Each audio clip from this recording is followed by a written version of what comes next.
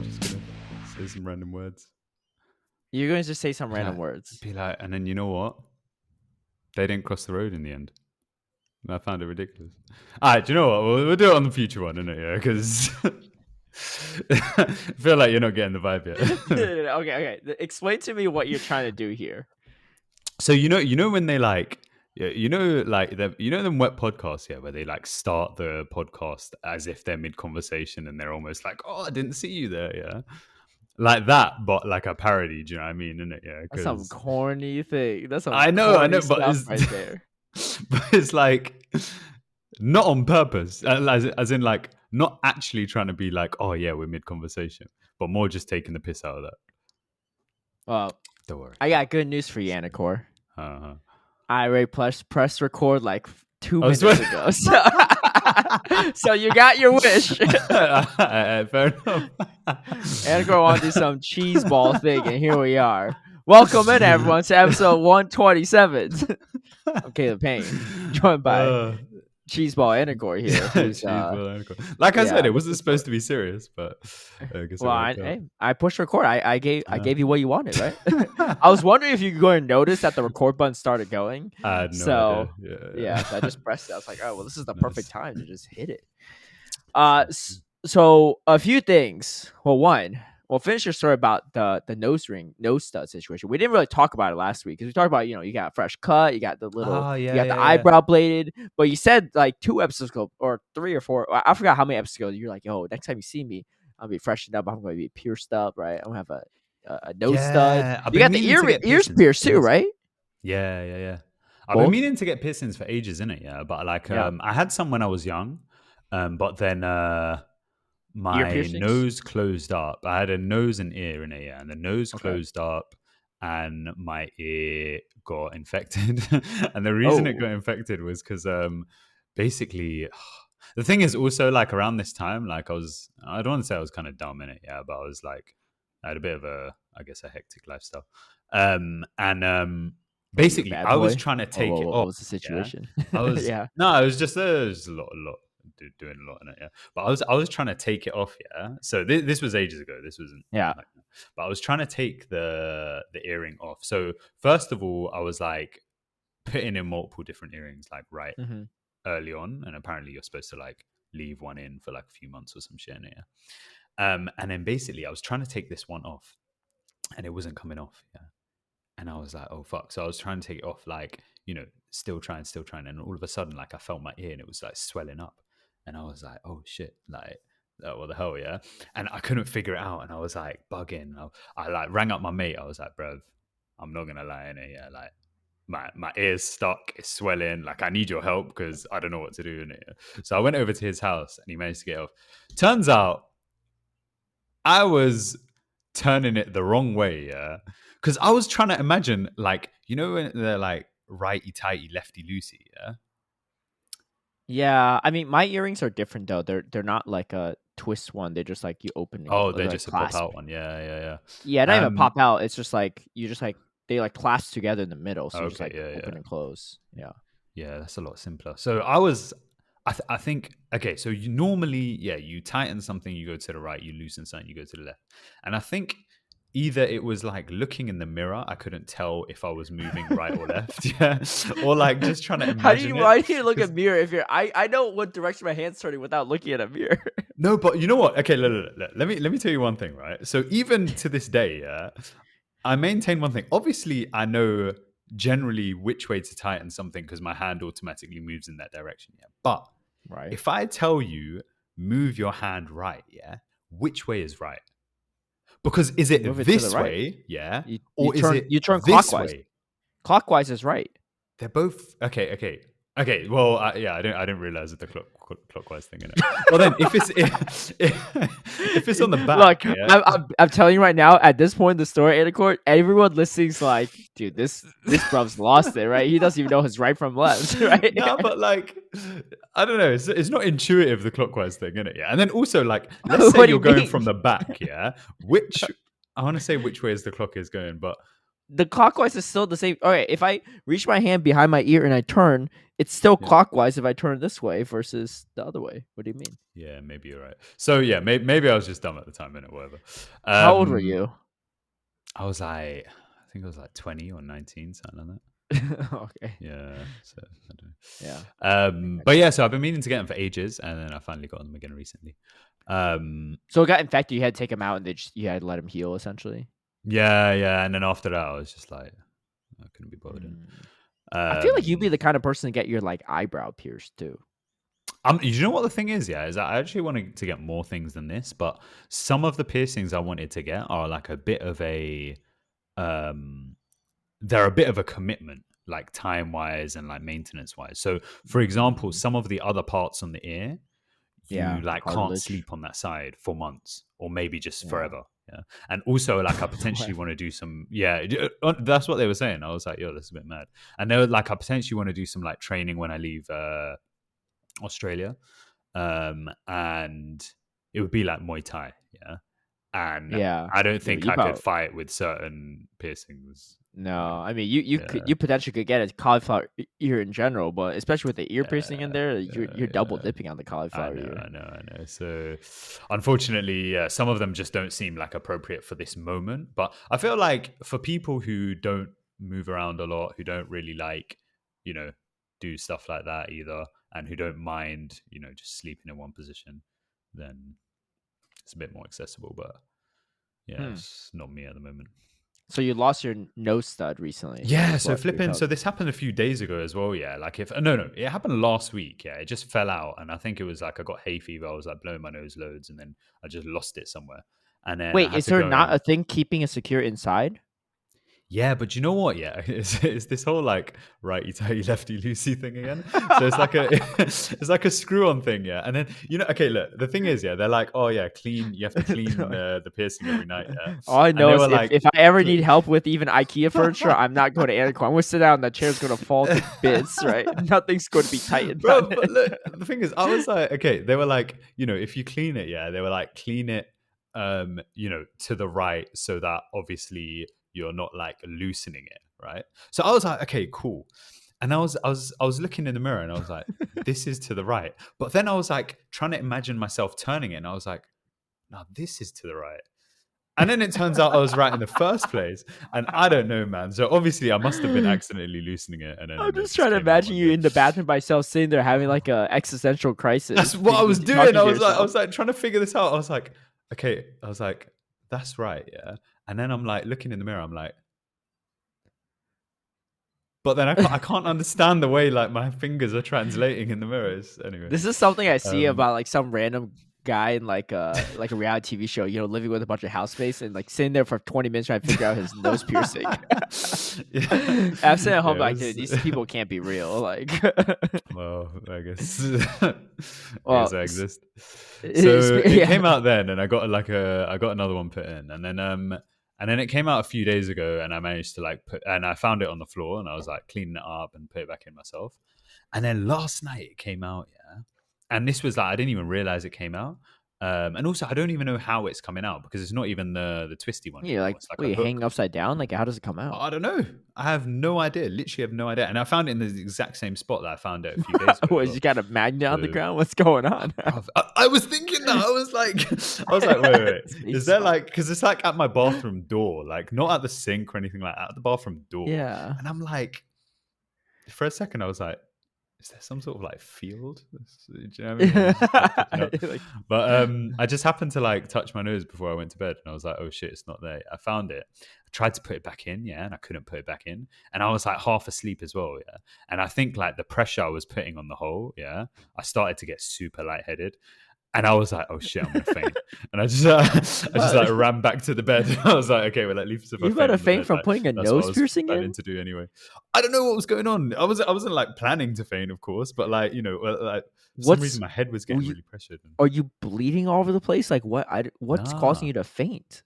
I don't know. That's wild. And the thing is, yeah, I was thinking about it, and I was like, actually, that kind of feeling, yeah, because I was like, why would I even faint? That kind of feeling I've had one time before that I remember, right? And to cut the story relatively short, yeah, because there's there's a lot of extra details which don't need to be going into. But basically, like I think 10 years ago, I was on a bicycle and I crashed and cut my finger off. Yeah, so like you cut your finger off. Yeah, so the top part came off. The top part came off, and your like pinky does you look see, a little flat. Yeah, there's that little like line towards the top. That's where they stitched it back on. They stitched it back on, like the whole chunk came off, and they had to reattach the whole finger. Yeah, it was like hanging off. Yeah. So like it's like it's sliced, but it's still like hanging off by like a piece of skin and whatever. Yeah, right? It was like that.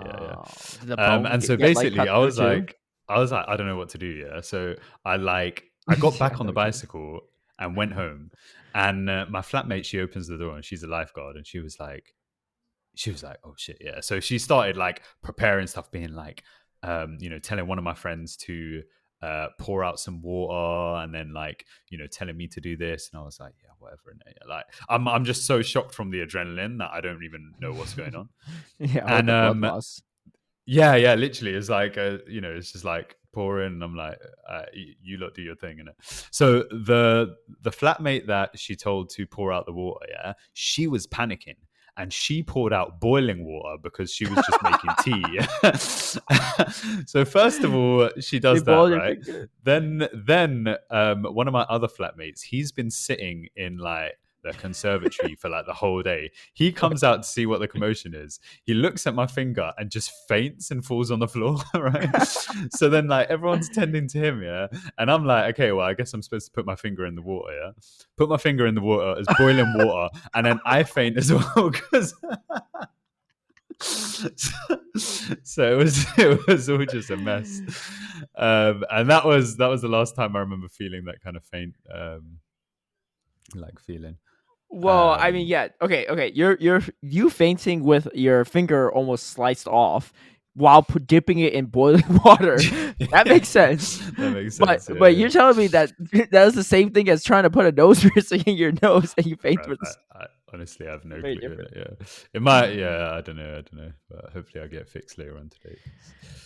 All right. Well, speaking of Anicor too, I made the mistake last week. We talked about his Twitter profile picture, and I forgot to throw it in the video. So if you're still wondering about what I was talking about from last week, where he looked real goth and had no idea it was him, here's the photo right now on the screen, so you can see it. But I had no idea this was him. So if you're watching the YouTube version, you can see it. But speaking of that. Let's get into some YouTube comments and then we'll go from there. But I think our last ones. Let's talk about the one from Scrap and Peace episode from 2 episodes ago because we didn't finish those. Michael says they should have an international play Pokemon tournament in Lisbon. The 5G internet service is absolutely mind blowing. Well, I didn't even know that. They put 127 people in 2-story apartment connected to the same Wi-Fi network, streaming live from their phones without a glitch. What the hell? What? Why is the Wi-Fi in Lisbon so good? I don't know. I guess you know what? That's mad because actually I heard that there's some Eastern European countries that have like the best internet speeds in the world, and I don't know why. And I think there's also a similar thing where like the US, right? You lot have.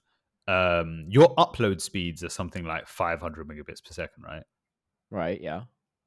Okay, in the UK, you don't get more than like 50, just as a standard, regardless of how good your internet is. I had the best internet, and mine wouldn't go above 50 upload.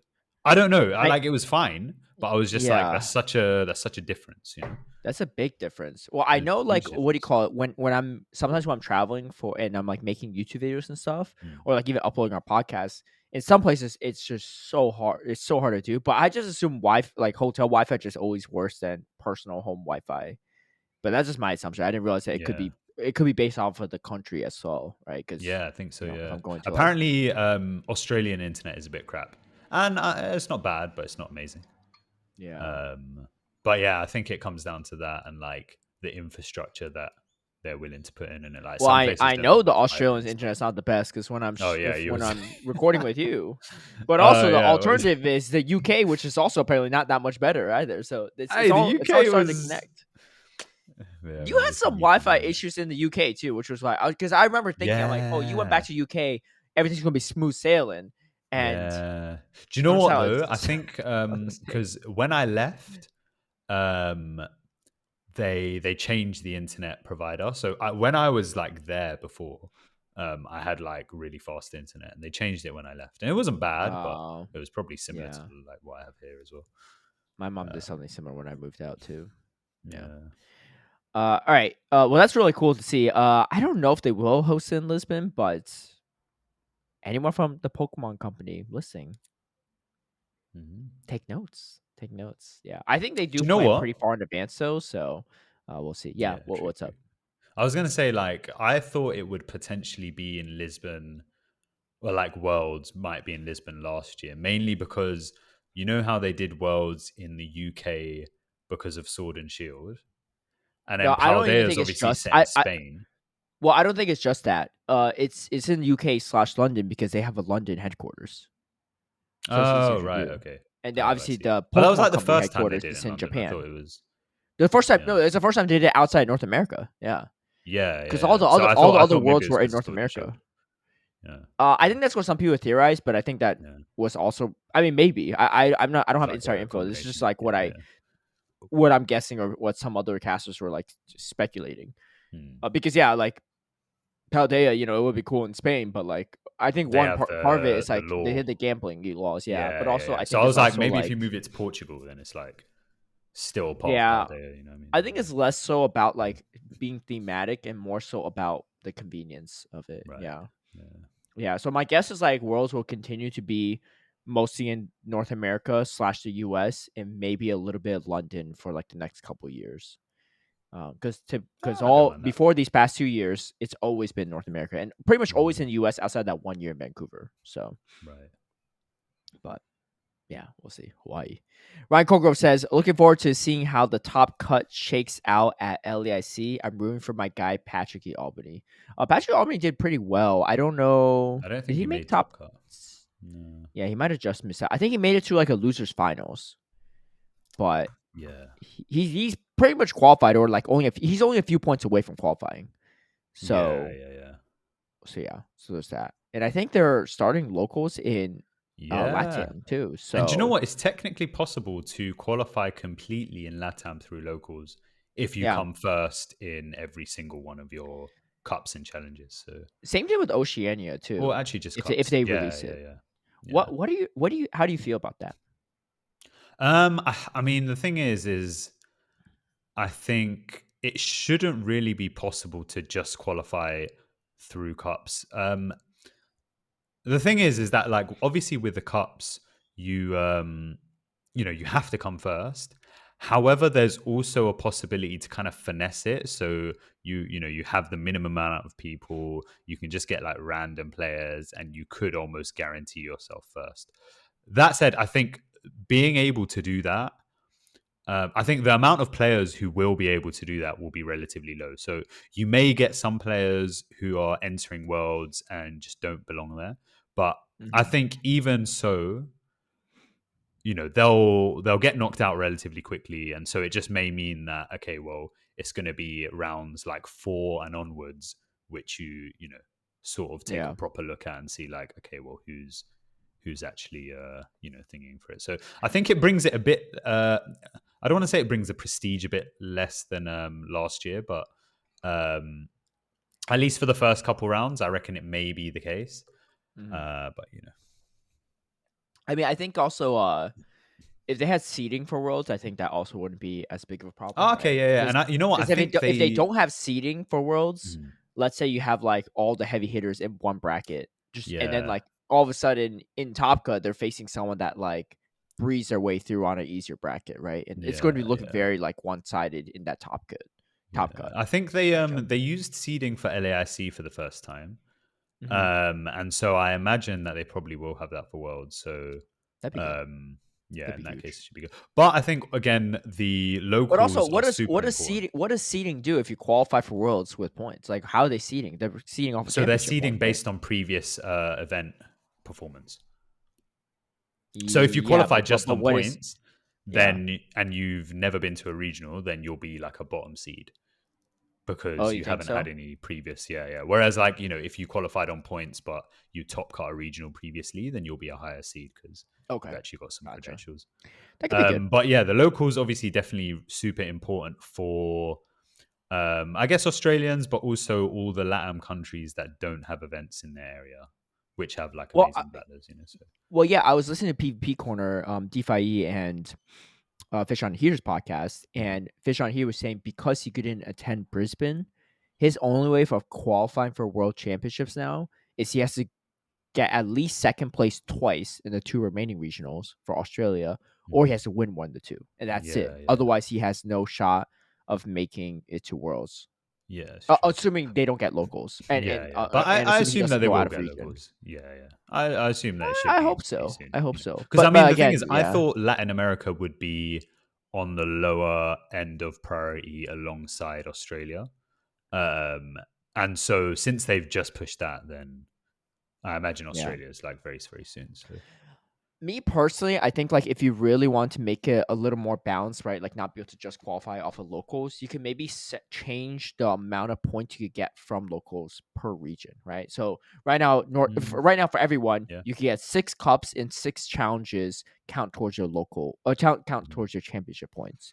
Whereas, maybe they reduce it to 5 per challenging cup for Europe or 4, and then you do like 3 or something for LATAM, like 2 for Oceania, stuff like that, right? To kind of like balance it a little bit, because you could technically you could almost earn more points from locals in Australia than you can from the actual tournaments, which is kind of wild, right? If they implement the cups and challenges there. So I think a fair system would be having it so like your system, and sort of work out how much it would require for you to, if you entered 1 tournament and top cut, and then did decently across a certain amount of locals, and then for that to be enough for you to qualify. I feel like that's a good benchmark, where if you like top cut 1 tournament and then do decently in locals,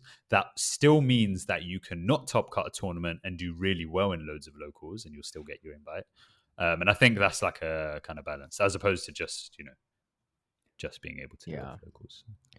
I mean, I'm all for. I also don't like multiple tournaments, because I feel like you shouldn't have to force people to go to multiple events. Yeah, especially if you could be like, because not everyone has the means to do that, right? Yeah, exactly. Yeah. I mean, I'm definitely open to having more people. Like, there's definitely going to be more people that qualify for World Championships this year than last year. So it's going to be interesting to see how that plays out for sure. But I don't know. More people going is not a terrible thing. But they probably only have like I don't know. Don't they have a like size limit for the venue and stuff? Like they can't decline people from qualifying for Worlds, right? I mean, I doubt it's going to be that much of a difference, right? Because they're likely planning the venue for like tens of thousands of people, right? So an extra 100 is not really going to make a difference. Or like, well, I mean, they're very limited on their spectator tickets, so like I assume like because of that, I don't know. We'll see how it goes. Yeah, we'll see how it goes. But so Who is Josh says, got a question about open team sheets. Do you reckon with Battle Frontier or any other grassroots go for this format now? It's not that difficult to just screenshot the moveset, and obviously if you record your battles, dispute will be easy if the incorrect move was used. But would that be good for the game to be in line with the play scene? That's a great question, Josh, and I personally think that's a good idea. Now, I don't know what Battle Frontier is planning on doing, but I know Dracoviz. You good? Is that a ghost? What was that sound? It was the same ghost that keeps on taking out my nose stud, I think. Yeah, is it still in? You feel it? You about to pass out or what? Come on, if you pass out on the podcast, I don't know what to do, because I know you're gonna keep it running anyway, so like. Wow, that's a little awkward too, right? Anicor passes out on the podcast. About to end it there. Yeah, I don't know how to call for help. I don't know where you live. I just know, hey, there's a guy somewhere in Australia with a nose piercing. Find the ghost and you might. Yeah. He's got a very distinctive pinky. You can identify him. Actually, funny enough, I have like a little birthmark on my ring finger on my right hand. You can't really see Mm, it here, but it's like it was like kind of like it had like some swelling that was born, and like it just never went away. So it's like kind of like hardened, a little bit different shape than most mm. people's fingers. And I remember my mom would say like when I was younger, she's like, "Oh, if you ever got lost, right, I could always identify you with your finger, right? If you're like ever lost in a group of kids and like I need to find you." I'm like, "What? What about my face? Like, like you can look at the finger. Like, how many kids are gonna look like me, right? Like, Do you unless know what I I'm mean? like a burn victim, my whole face is gone or something, right? Like, that's like why is that? Like, it's like I don't know. Maybe it should just be like playful or something, like trying to make me feel better about it. I wasn't like that self conscious about it anyway, Yeah. but yeah. Yeah, no, anyway, so what I was gonna say is Dracoviz, if you ever join any grassroots tournaments there, organizers can actually force people to put in movesets if they want to, right? Mhm. They if they do open team sheets, they can essentially implement it in Dracoviz, which is a really cool feature. I don't know if Battle Frontier will be using Dracoviz. Do you know? So I think we want them to because it would make Because things a the bit current easier. system's But kind of like a weird like Google Sheets yeah, thing, I mean which is they're super inefficient. definitely, as far as I know, they're definitely not going to continue with this specific spreadsheet system because Mm-hmm. it's just not very good. Or it's Yeah, like it's fine, but it's it's just also a lot it's of too work. much work in it. Yeah. We want them to use Dracoviz. I think we're just having some chats with them over December. It does sound like they've also got another idea in plan, like Okay. to use their website, but we'll see. We'll see. I think either way, regardless of what they choose, it's going to be better than spreadsheets.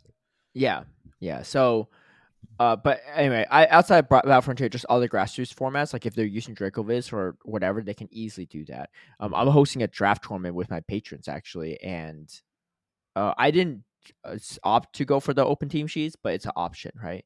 And I think Yeah. maybe for the second one, I might just do it just to keep it in line because I think I don't think it's a bad idea, Josh. Because if most people are strategizing around it, like why, like that's the main strategy moving forward for official tournament formats. Why deviate from it? And I did the Yeah. same thing because Sylph never did this. They never asked you to put if your Pokemon's purified or not. And Mhm. I made it like a requirement for my patrons draft tournaments. I'm like, why wouldn't that be necessary? You already specify the shadow, right? Yeah. Why not specify the purify? Because the purify does make a difference in terms of It doesn't really. what. Well, it I does because mean, if you see on paper you're facing someone without a purified Sableye, that changes completely, right? no, And but you if could you also have wait, a are you seeing their moves already, or is no, you this don't. like without No, open no, no, team? no, no, no Oh, moves. okay. Not Yeah, mine's not open fair. team sheets. Yeah, I Yeah, guess yeah, open team fair enough. sheets it doesn't matter too Yeah, much. I mean, you could say like the purified maybe it's got IVs higher are attack or something.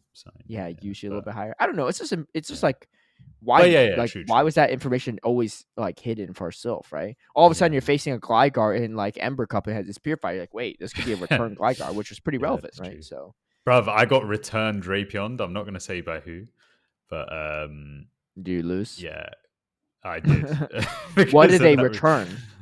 I think it might have been like my Swampert or something like that. I can't remember. Uh, But it was like return Drapion, and the thing is you can't why don't you get want to give them credit? Why don't you want to oh shout them because out? you can't get return Drapion without trading from a lower level account. So I don't Oh, want so them like not to like kosher, yeah. I I mean guess. But it's I not. personally don't have a problem with that, but I Yeah, just yeah, don't yeah. want I don't want to mention. Got you. But basically, I think yeah. So we're actually doing open team sheets for the Asia Pacific Championships Hmm. for the same reason that you said. Like the whole point is practicing in Open Great League, and especially Hmm. after this last weekend, seeing the team sheets in that format. Getting used to seeing the team sheets in that format kind of helps, right?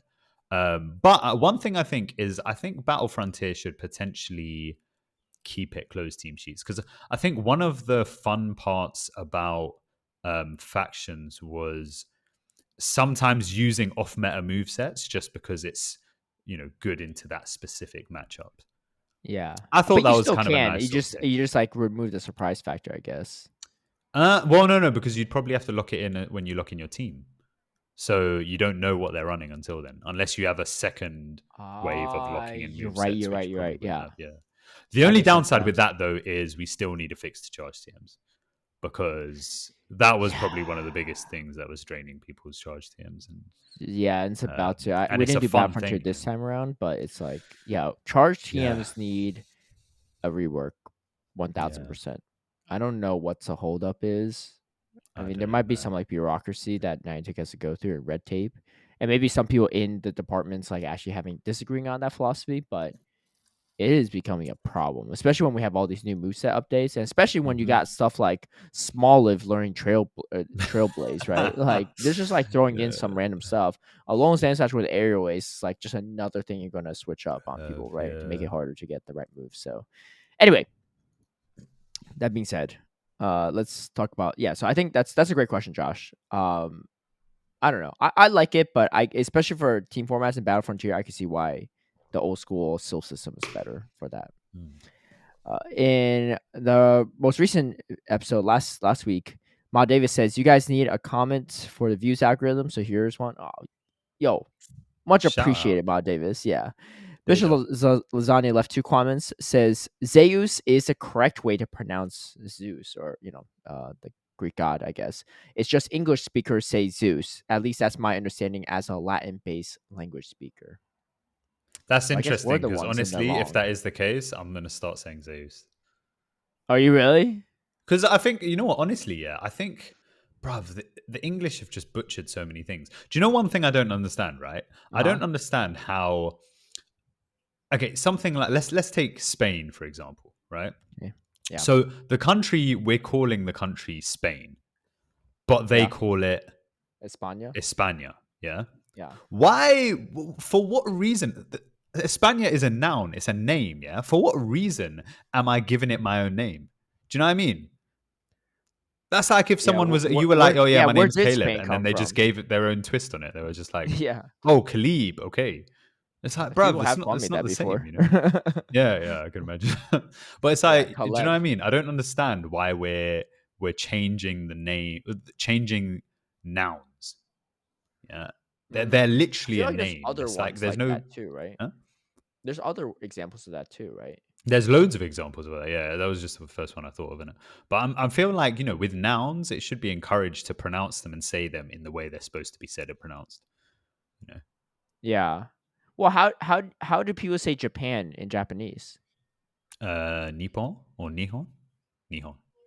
How the heck did Japan? Where does Japan come from? I know. I don't know, man. It's ridiculous. It's so ridiculous. So, yeah, man. Yeah. So Zeus it is. All right. Zeus it is. You heard it here first. A good ASMR channel. This is also from Bishop Lasagna. A good ASMR channel I followed 10 years is this guy named Ephemeral Rift. He's been doing it for 14 plus years on YouTube, and every single video is unique. He even has a universe ERCU build based on his roleplay characters. I can't recommend it enough if you're into that stuff. This guy is a genius. So I guess if you don't have to be attractive or a woman. Fair enough. I don't think I'm a genius though either. So I personally might go and let that dream go. Plus, if I'm doing ASMR or Anicor is, we're gonna be laughing for half of the ASMR. Man, I was crying when I was like editing that video. Maybe that's the niche. Yeah. Oh, my apologies too. So obviously, like the episode came out later because I had to wipe my hard drive completely. Did it fix it?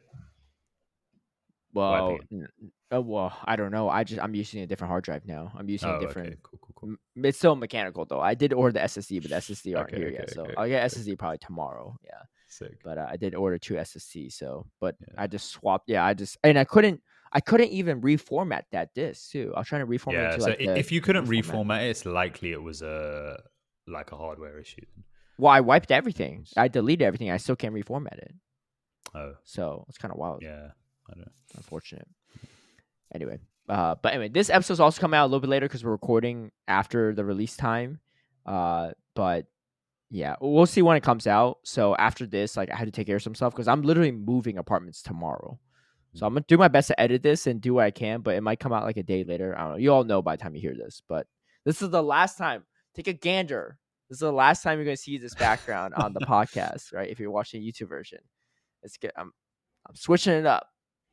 I'm moving into a asylum cell like Anicor is. No, I'm just kidding. I'll get a sofa by this weekend. No, the funny thing is your aesthetic is just like this plain vanilla white background because it was the same thing. It was the same thing in London too. Yeah, you had the same background. You Yeah. honestly, if Do you you know told what? me you're in the same place, this could just be a different bedroom or different angle in the same room in your London Yeah. like place.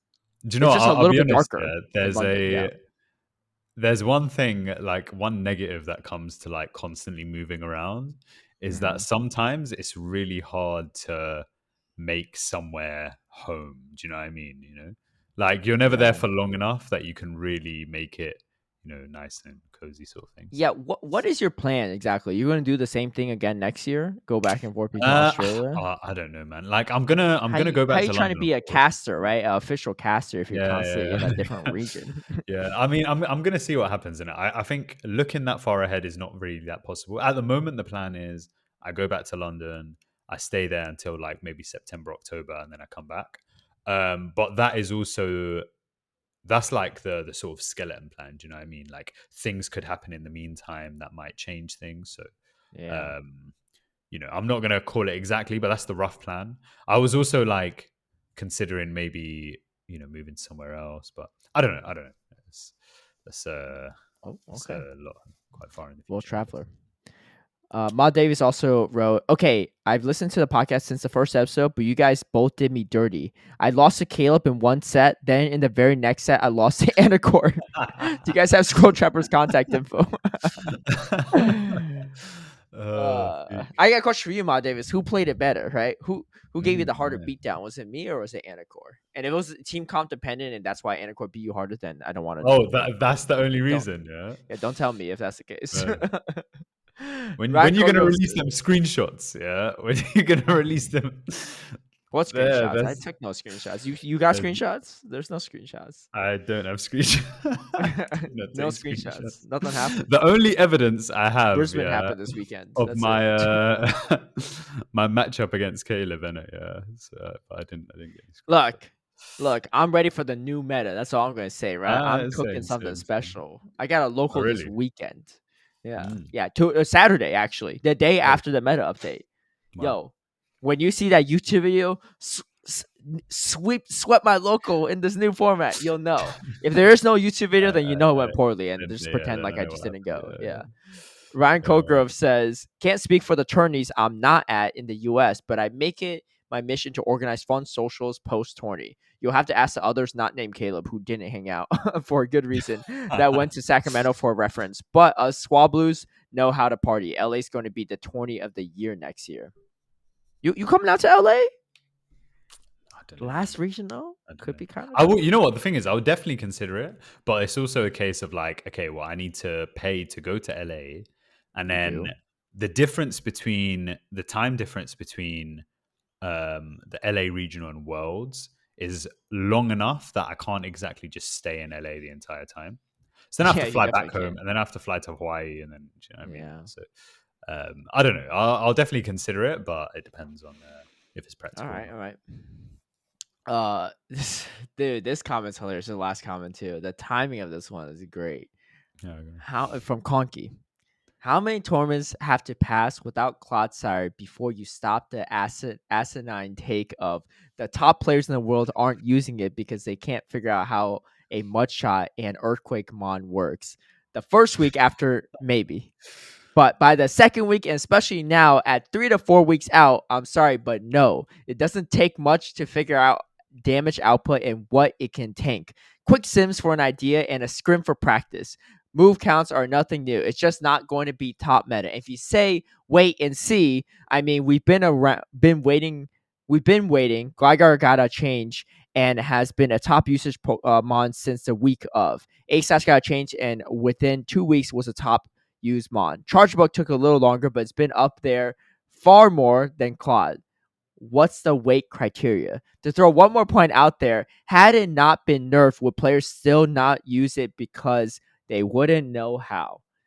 Fantastic question, right? I gotta say a few things. One, their last points, had it not been nerfed, of course it'd be everywhere, right? Because it's overly, like, it's way too broken, right? That's like if you gave Carbink like lock on or something. Yeah, it would have been instant meta right away, right? But the reason why it took a while is because it was clunky and people didn't know how to team build around it, etc. Right? I mean, and you okay. I'll put it this way, Conky. Someone made top two in Gdańsk with a Sea King, right? So Exactly. like I think part of it is also like the good players aren't willing to use it. So if you don't have, if good players are just using straight basic meta lines, like yeah, a lower skill player can use Cloudfire. It's not going to look as good because the skill player doesn't know how to use it. Out of your opinion, Anicor, who's the most skilled player that's brought Cloudfire to a tournament so far? It seems like it was probably Nighttime Clasher. Nighttime Clasher, right? Yeah. And he's pretty good, right? I don't know if he used it in his stuff, but all the other top players have not touched it, right? So there's that. However, I will say this, Conky, right? I don't think it's not like broken by any means. It's just it's still very strong. I would say two things though. One, Lantern. Surf Lantern, the Lantern before this recent Spark change, right? Old Lantern, throw Surf every 5, throw Thunderbolt every 6 sparks, right? Or if you run the Water Gun variant, which is what we have now as well. That Lantern, it got Surf in September, right? Or August or whatever, right after Worlds of 2022. Guess how long, and we're talking about Lantern, the OP Lantern, how long it took before that became meta relevant? 3 months. And it's because it wasn't that it wasn't strong. It's just that it wasn't primed for success in that specific meta. It was still a really strong Pokemon because, of course, now we're talking about it. It's top of every meta, and people are trying to figure out how to nerf it, right? And the side grade of Spark didn't do anything, but Lantern was a huge menace for the entire year last year and still is. And they didn't change Lantern outside just changing how Spark worked, right? Changing Spark worked now didn't really change it. Like if it was the old Spark right now, it'd still be just as relevant, maybe even more so. And actually, do you know what? That opening weekend, I know definitely that Harjefi, he won Porto Alegre with Lantern. I think Areo also was came second with Lantern as well. And I'm pretty sure they had Lantern on their teams? Are you sure? Yeah, and I'm pretty sure Varney might have used it in. Let me just have a quick look. So I don't remember Porto any of this. Alegre. Yeah, he. Oh no, he didn't. It was Arrow who had Lantern. My bad. Yeah. So he came second with Lantern.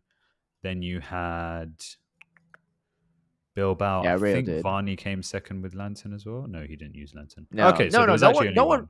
Yeah. No. Yeah, it was just one. No one really used Lantern. No. Stop trying to discredit my argument. But my whole point is no one was using Lantern success, right? Yeah, it's true. Yeah. But anyway, for the most part, right? Of course, Areo definitely pretty solid run for sure, right? Yeah, we haven't had anyone make cross-side work, right? In this number 2 spot yet.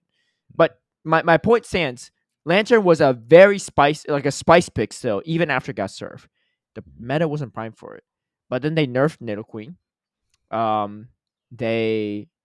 What else did they do? They buffed Noctowl. So Altaria usage dropped. They nerfed Walrein, I think. Or no, Walrein was already nerfed, I think. Yeah, it was already nerfed. At that point. So that didn't really matter. They did some other stuff. They might have changed Registeel down to 66%, but I don't know if they did that before. Oh, that's a great question. Yeah, but I don't think that actually changed his Lantern usage that much, but that might be part of it. Was it just Noctowl? It was something else, but I don't know. But Noctowl being super meta relevant, changed it, right? Now, here's the thing. You can say Cloudfire is not great in this current meta. I don't think that's a bad statement. I think, obviously, like, it's not broken in this meta. In this next meta, and I'm saying you don't have to wait 3 months this time, right? Obviously, because Cloudfire was released partially last season. It was released early last season. Same thing, right? It's instant meta. I'm not even kidding, right? I'm not even like coping on anything here, right? We'll break it down after we cover the recap of Bisbane and Gdańsk. But this is like Cloudfire is super strong in this upcoming meta, starting in a day or two, right? Depending on when you're listening to this, right? It's season 13, right? The timeless season. It is going to be top of the top, right? Going to be one of the most staple meta Pokemon. And we'll talk about why. But again, not to say like what you're saying is incorrect, Conky, but the thing is like you can have a really strong Pokemon like with all the right tools, but just not fit in a specific meta. Registeel is a super strong Pokemon that has very little play in this entire season, right, of the championship circuit, right? Obviously, like early on, you had with Dodge winning it, but ever since then, no one's even running Steel anymore. And every time people run Registeel, they just get stomped in most situations. When was the last time we had a Registeel win a tournament? Never. The last tournament that anyone won with the Registeel was with Dodge, which is the first tournament, right? If I'm not mistaken. No, they didn't win with Brisbane, right? No one brought Registeel, right? No, the winner didn't. Yeah. Well, And then the winner was not for Djokovic. things. Yeah, Djokovic, he didn't, right? Yeah, But you wouldn't say Registeel's bad. Well, yeah, second place. But you would say Registeel's bad. And Registeel didn't get changed. It's just that in this specific meta, it doesn't have much of a place, right? Medicham wasn't really changed early on when during the Trevenant meta, but there were some teams that didn't have Medicham, right? They were just running double water, whatever, because Medicham wasn't as relevant because there was Sableye, Trevenant everywhere, and Noctowl was like, kind of oppressive towards it too. And then they get rid of Trevenant. All of a sudden, Medicham is like number one usage instantly, right? Mm-hmm. It was still pretty high usage before, but not as high. And so what I'm saying is you don't want to buff a Pokemon just because it's not good in this current meta because it still may have crazy potential in future metas. Mm-hmm. And this is the future meta. I'm telling you right now, I'll get a sneak peek of my thoughts. Wigglytuff, completely broken, right? Talonflame, super strong. No more Psychic on Medicham. Deoxys Defense might be more meta, which is not going to do that well against Clodsire. Well, you baiting with a Thunderbolt or you land a Psycho Boost and you just get out-shielded and have to give up Switch. You got Alolan Sandslash going away because of Talonflame. Registeel's probably going to make an appearance, which gets walled off by Clodsire. Carbink is still around, gets walled off. You beat Serperior with Poison Sting and Sludge Bomb. You beat Azumarill, shields up, Poison Sting, Sludge Bomb, which is definitely going to make an appearance. You could beat Lantern if it's not Water Gun, and you still have play even if it is Water Gun. I'm telling you, Clodsire is going to be disgusting in this current meta, and it's nothing to do with they didn't change Clodsire, obviously, but they changed how the rest of the meta goes. Gligar is still going to be around, but it's not going to be around as much because Talonflame is going to be the better flyer, at least in the head-to-head matchup, and that will already cut down the percentage of Gligar users significantly. You were never going to beat Mud Boys with it anyway. You probably weren't going to beat Frostlass, but Frostlass users are going to go down now that you have more Azumarill doing more damage, and then Talonflame everywhere, and Registeel too potentially pick up usage. I'm telling you, this comment couldn't have come in at more time. And I'm not trying to roast Conky or anything. I'm just saying this is a great example of how Pokemon that are really strong may not look strong in a meta until they're in the right meta. Something like a Cacturne is never going to look good in any meta because it's just not good, right? Right. So if someone's trying to buff Cacturne, have at it, right? But if someone's trying to buff Lickitung in that Noctowl meta, that's a bad idea, right? Because Lickitung didn't have a lot of play because Noctowl's everywhere and Registeel's everywhere, and there was some Umbreon too. But the moment Noctowl's out, Lickitung is crazy strong. It was strong before, but it just wasn't as strong in the meta. And then now, because Noctowl's gone, you completely unleash Licktung's power. You have nothing holding it back. No Registeel, no Noctowl. Umbreon's here or there, but not a big deal, right? Anyway, that's it for the YouTube comments. We'll talk more about the meta update too. That's a little sneak peek on my thoughts. But we got some tournaments to recap. So let's kick it off with Brisbane because that was the first tournament to happen anyway. And we got our eyewitness first-person hand experience here, Anicor, to recap the Brisbane experience. What was Brisbane like? So honestly, I think wrong. in the grand you said you're going to get top 4. I said you're going to get top 3. It didn't pan out that well, bruv. You know what? Yeah, as soon as I went up those stairs and I saw Jakobovic in front of me, I was like, "You ain't supposed to be here." Yeah. Wait, why was you doing here? Wasn't supposed to be here? No, this guy said he was retired. Yeah, he said he was retired. Exactly. I was like, "What are you doing here, bruv?" And then we all know what happened afterwards, So, I think in the grand scheme of, Australian events, it was well organized. Still had issues with the brackets right at the beginning, but I think it was to the organizers' credit. I think what they were trying to do is they were trying to cut out as many players who didn't turn up. Okay. So there were a lower amount of buys, but then at the same time still keep it above the threshold of the higher CP sort of thing. Right. Like a kicker. Yeah. But I think what they could have done is because they spent a lot of time doing this, right? And for me, it seems like it makes sense that if someone hasn't checked in for the morning, then they're not there. Yeah. And I know people are like saying like, oh yeah, but what if they arrive late and da da da. What is the point of check-in if you're gonna, especially what is the point of check-in when you're emphasizing being like, yeah, check-in shuts at 8:30 if I can just rock up at 9:30 and still check in? So like, yeah. I mean, I'm not saying like I agree with this per se, but I think the rationale I heard is that if you show up at 9:30, you get like a game loss or a round 1 loss or whatever, but you can still play, right? Or if you check in late, you don't have your team register, you register last minute, you can still play. It's just that you get like a game loss or whatever, blah blah blah. I'm not saying like that's like because the counter argument is you just cut them and they have no chance to play. But I mean, if people flew all the way out there to do that and don't get to play, I don't know. It's like a weird situation. I mean, right? okay, so then in that case, at the very least, if you have a team submitted, and maybe they already do this, right? I'm not sure. Well, no, but there were that's like the thing. some people there. Some people forget to submit their teams on time, and so they submit it late, and then they get like a game loss. How do you submit it late? I'm sure they don't. Surely they don't accept that. I don't know. No, I think I don't know. I haven't done it myself, but I think, and obviously judges or whoever can correct me if I'm mistaken. I think they can play if they submit it late to like a certain threshold, right? But they just get penalized. So I don't know. I mean, yeah. It's not my decision or anything, but I get I can see like why they're not as like strict deadline. Yeah. Wait, I'm looking at your thing too. Why do you have 2 lanterns registered for Bilbao? Bruv, that's exactly what I'm saying, yeah? Wait, I was one of the early victims of RK9 not working very well. I'm looking at your stats because I was trying to pull up your Bisbane run, and I'm like, wait, you got double lantern, double Registeel. Bruv, you know what happened? Man's on that ABB grind. Yeah. I thought it was Sylph Season 1. Well, I'll admit, so basically I did check in my team right at the deadline, however, it turns out that when I was checking it in, there was obviously some sort of error that duplicated my Registeel and Lantern. And you know when I found out, right?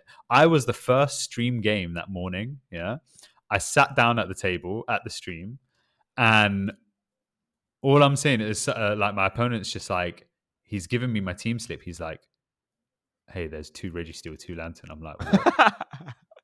Wait, you didn't even know when you picked up your team sheet? I didn't know. I had no clue.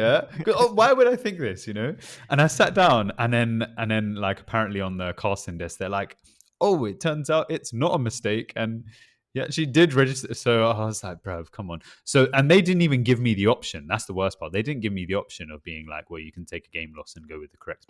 What, you just had to run with like? I had to run with 4 Pokemon the entire time. Bruv, I was so first game too. You won the first game on stream? Yeah, but that was I was so annoyed at that fact. I was just like, bruv, you 4 Pokemon. Yeah. What 3 Pokemon is my opponent going to bring? Not hard to guess. You never know the order. The order could change. Yo, I'm glad you didn't lose to the camera up team though afterward. Yeah. I mean, the worst part is that the 2 Pokemon that I didn't have was, I think, Shadow Walrein and Shadow Venu, something like that. So, I mean, grass is so free into your team. Well, fairly, I don't know. You face like 2 jump. The 2 losses you had were the grass were both jump left, which Registeel should have plenty of play into, and Lantern's not too bad. Yeah, I messed up the game. I got knocked out. I messed up the game 3 where I swapped in. You brought the wrong Lantern. Trying to bring the other Lantern. Nah. I swapped in the wrong Pokemon. I can't remember what it was, but you swapped them over. You only have 4 to choose from. I know. Look, even when the options are limited, mistakes can happen. Yeah. Okay, but yeah, so Brisbane. Yeah. It was. The organization was good. They did actually do 2 days, so maybe it's a good thing I didn't make day 2 because I had a. No, come on now. You wanted to make day 2. But it was great in terms of the. So there was a lot of players who I expected to turn up that didn't turn up. And honestly, I think the top cut was relatively reflective of like the the best players who were there, right? There was a lot of like, previous minus Worlds yourself, of qualifiers. course, right? Minus myself, unfortunately, yeah. I don't even want to chat about my own game one. My game against Vish was like, wait, your game one? Oh, because you had a bye round one. I see it. Oh no, as in like my first actual game, because I lost to Fishy Legs, but yeah, but I see. I'm looking at your match one. It's against Brit, but was that like a bye? Oh, that was just a bye. Yeah. Oh, okay. They didn't turn up. But so you lost right off of Fishy Legs. Wait, what happened? Yeah. You got to give us the detail, man. There's no stream to cover this. Yeah, break it down. Are you in Zone 2's video? I saw a picture of you in the background in one of her pictures. Yeah. You look nervous. So, yeah. Okay, so this was the issue, right? So when we were doing practice, I was fully on point. You're playing pretty well. What I tell the audience how it went. Tell the audience how it went.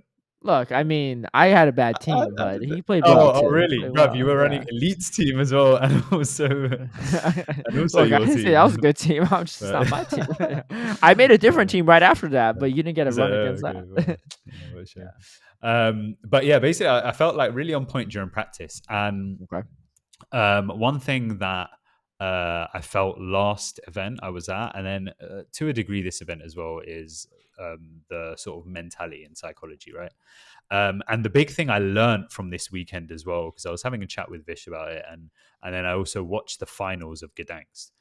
And I was watching the finals, or I was watching like the day 2, right? And I was looking at the plays a lot of these players were making, and I was thinking to myself, I was like, would I be able to make those plays in their shoes, right? And a lot of the time, the answer was no. And it wasn't because I wasn't capable of making those plays, but it was more because I was like, would I have like the guts to make that play in that situation, right? Yeah. And it was no. And then that's when I realized safe. I was like, that is the exact. I played too safe, and I noticed that in our scrims too. Actually, is it? Maybe I should have said, because I remember one of the games I shouldn't have won. You just go for the move, but you went for the bait. I think I no shield of the aerialays from your glider. It was because I mean, with that, to be honest, with that one, I assumed the aerialace would have done enough. So I was like, double aerialace shouldn't be a problem. It was like that much HP. I was like, well, surely it does enough, but yeah, apparently not. So yeah, that I realized like was a mistake, but I just assumed it would have done enough. But yeah, it was like this, and I like lost count on the copy, I think, in it. But I think in terms of the playing safe, it was like playing safe, but also playing maybe a bit too. I don't want to say like a bit too reactive, let's say. So you're playing defensively, right? Exactly. Yeah. You're not. But so I'm too afraid to. So okay. So game 1, right? I lead Superior into Lantern and I lose that game, right? So how do I lose the game? He safe swaps Frostlass, and I counter swap Lickitung. Now here's the issue: is I counter swap Lickitung. Down shields. I have to go down shields. Whereas I could have very easily thrown a Frenzy Plant, not taken any damage, take a shield from him, come in with Lickitung, and I'm still comfortable because I'm going to use the same amount of shields regardless, but now he's down 1 shield as well. What was his third Pokemon? It was Gligar? His third Pokemon was Gligar, and then that was another mistake I made. Huh? Yeah. So another mistake I made was the thing is I swapped in the Lickitung, right? Now, usually at this point, I'm thinking, what's his third Pokemon? But I wasn't thinking it until way too late into the Lickitung Frostlass matchup, where I decided to take shield advantage instead of switch advantage. And then it was very difficult for me because Superior could do well against Gligar with a shield advantage, but I didn't have an energy advantage. Oh, you gave up switch against the Frostlass? I gave up switch. Oh. Yeah. So mentally, what was your third Pokemon? My third Pokemon was Swampert. So I literally had perfect alignment against him.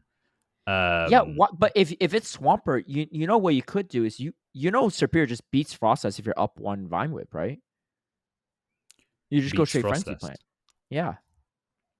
Yeah. But as in like, I mean, I wasn't thinking that far ahead in it because the Frostlass was the swap in the safe swap. No, I know. But you just need alignment. You don't need the Superior on the Lantern. You just need alignment, and then you win.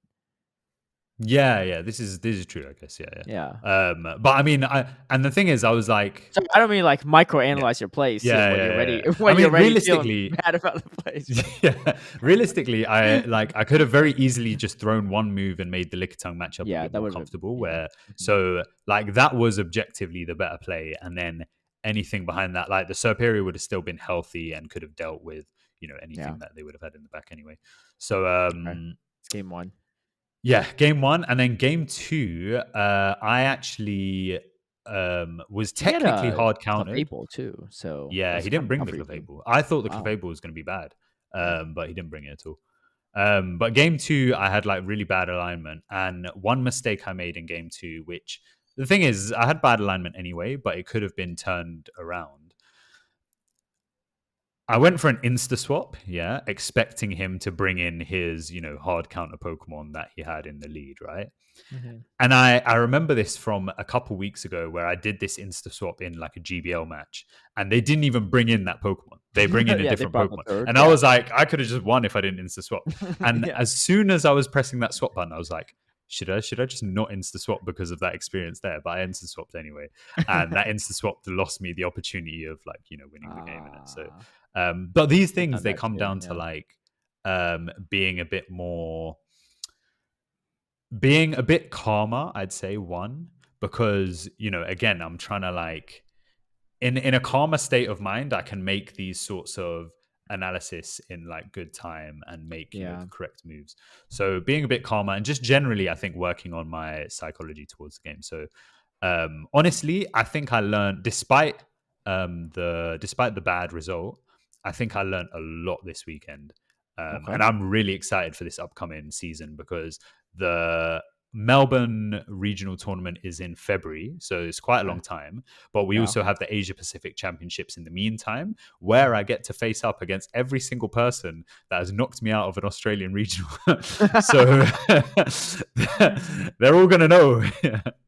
But it's really exciting because it means I get to consistently keep up practice, get to practice against these people as well, and generally work on those parts that I think I'm lacking at. So Yeah. I think it was super insightful. I'm actually as annoyed as I am with the result. I'm really happy about what I took from it. Dude, the meta's gonna be And you so know what? different by then too, because it will be like towards the end Yeah, of next season, and people are gonna flush out a yeah. lot of strategies. I'm telling you, Yeah. pots are going But to I be think everywhere. also we're because we're doing the Asia Pacific Championships, I think we have a bit of an advantage over a lot of people where we're playing this meta every single week, and we also get to change teams every week Mhm. as well. And also we're doing a system where we're changing teams every 2 matches instead of every 1 match. So it Mm. means you have less scope for like making a hard counter team because you have to make a team that's going to cover 2 people, right? Yeah. So it's going to encourage you to make a bit more of a balanced team. But I think also it means that you get a lot of experience with the meta if you're playing, this meta competitively every single week. And you potentially maybe also get to discover some Pokemon which were maybe not as explored. Which is Okay. also when we get onto Gdańsk, I think a good thing to mention there. But looking at Brisbane, the top 8, we had Mikey Morgs, Fishy Legs, Mr. Lay, who is some Italian guy living in Australia, so kind of cool. Mhm. Gone 1001, who I I know mentioned Gone. last episode. Yeah. Valiant Vish, Rick Flareon, Stumpy, and Jakobovic. So Jakobovic retired. He retired? Jakobovic He did not retire. not retired anymore, So he joins the exclusive group of players who have won a regional and an international.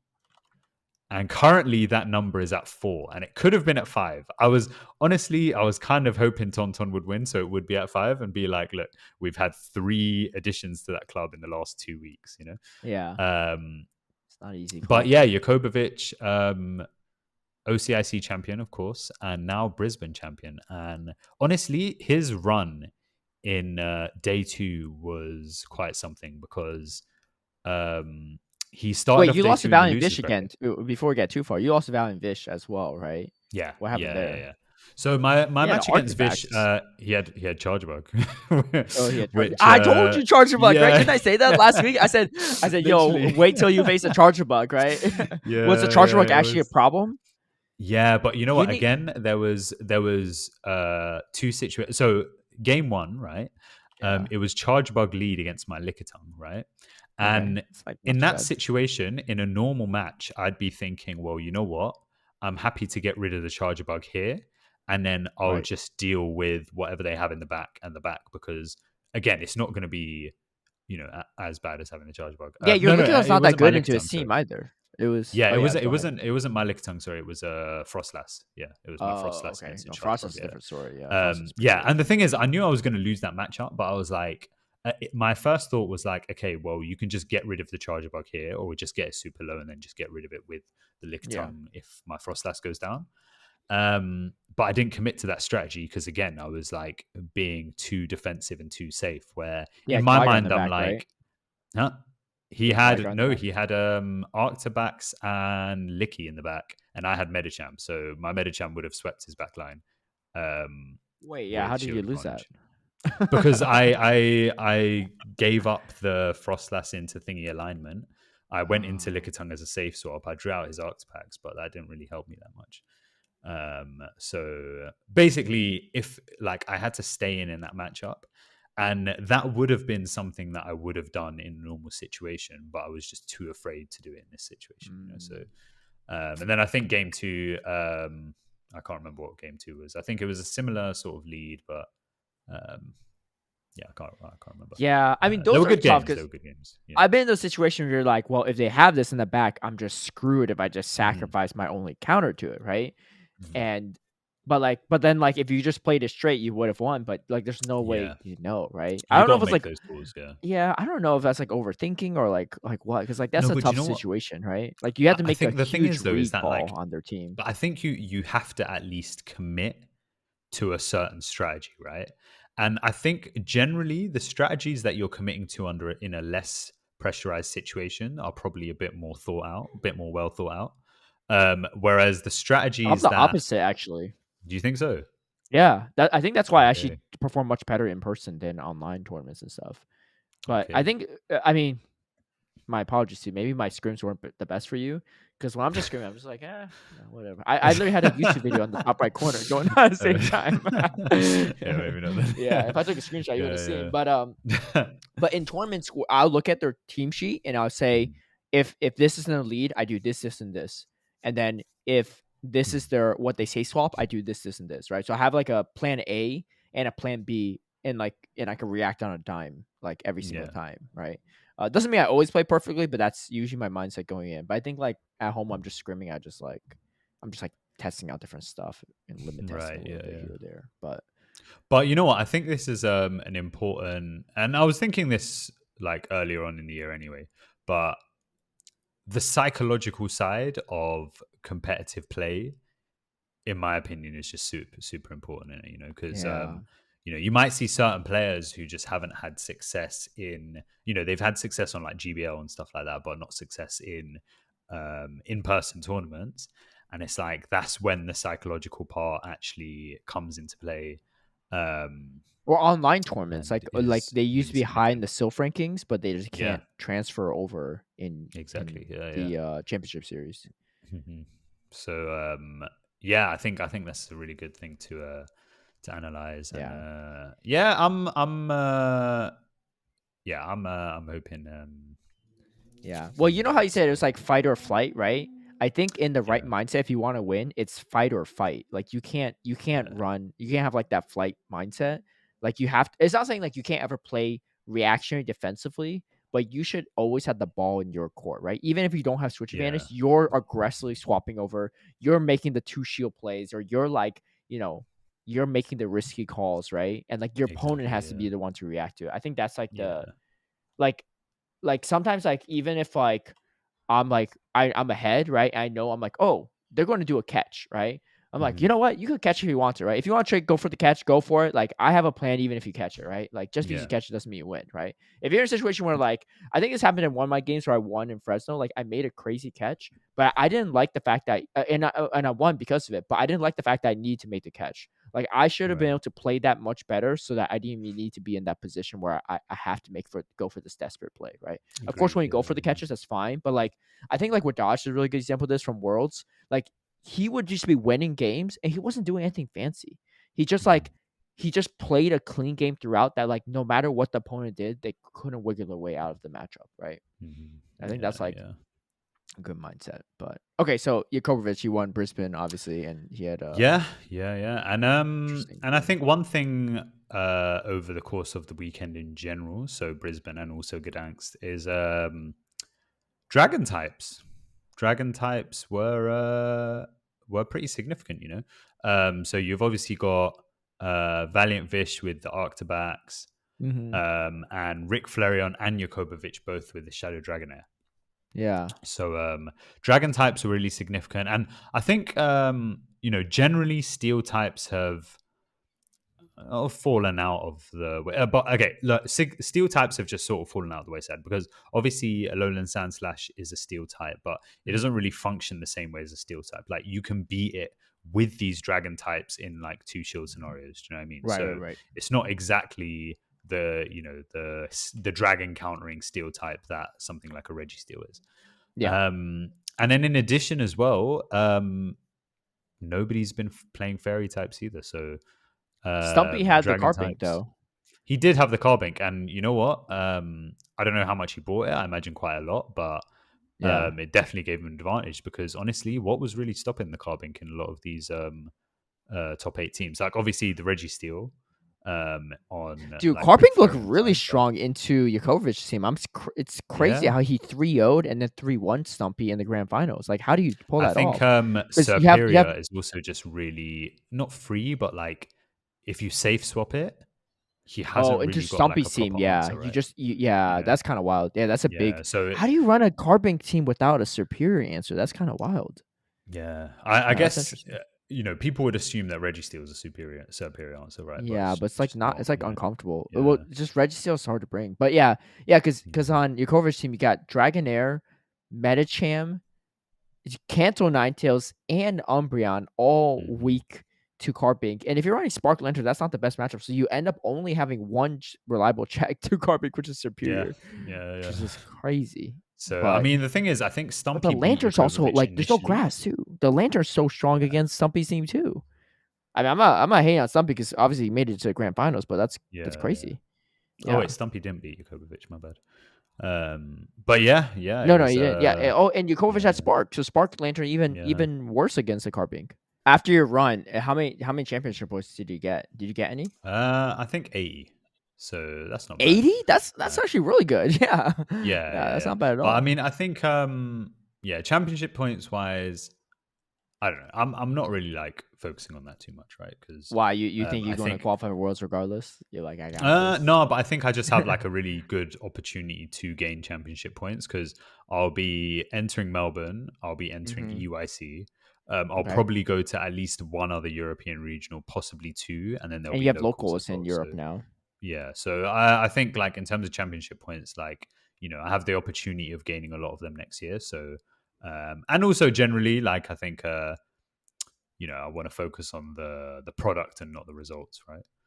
Right. So you know, if I like focus on improving that, then championship points will come. Okay. And if I don't get the championship points, then I don't deserve it, you know. You gotta tell people your basic team too that you end up running. This secret sauce that you did not want me to reveal last week, right? Yeah. So what was it? It was like Swampert, Frostlass, Mandibuzz, Lickitung, Medicham, and Superior. Yeah. So you ran the spicy Mandibuzz over the Gligar, right? Yeah, not in wild, but. That doesn't need to be said. Dynamic Punch Medicham at least, so ahead of the curve. I was like, why are you trying to keep this tech hidden? just need to. Look, Artabax is the real deal, though. I was not a believer, but this weekend said otherwise. Not only Bisbane, but also Gdańsk too. That team was pretty nutty on the side of Tauntaun. Dude, Tauntaun, I give props to him too. He always tries to do something weird. Like he's always trying to think outside the box. He's not like he never goes like pure meta. Right? Like there's some players they're going straight meta, right? And that's the only way they can succeed. Whereas people like Tauntaun, inadequate as well, like Z's-Wise, like I think honestly, just North Americans don't have as much creativity. But like a lot of these Europeans are really thinking outside the box and they're finding success with it. And do you know what? I think one thing I've been thinking after this weekend as well is that, and not saying like everyone needs to do it, but I think there's a lot of merit into bringing a Pokemon that's unfamiliar but still good. Yeah, so you obviously have to have tried it out yourself and can identify that. I don't know if Seeking was one of those. But things like, for example, the Shadow Steelix, the Arctobax, even Clefable to a certain extent. It's like bringing these Pokemon. Obviously, you have to be confident that they're actually going to fulfill the role that you want them to fill.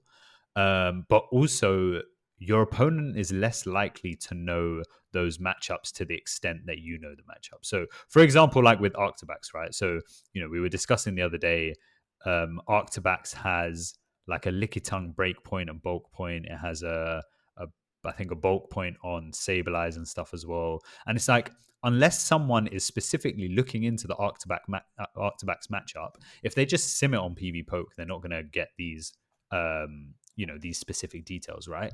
And then all of a sudden you're in a Lickitung Arctobax match and you're not winning the 2-shield, and instead you're getting like, farmed down and the Arctobax leaving with a lot of energy. Or like Steelix, honestly, I could not tell you most of Steelix matchups after 1 or 2 breaking swipes, right?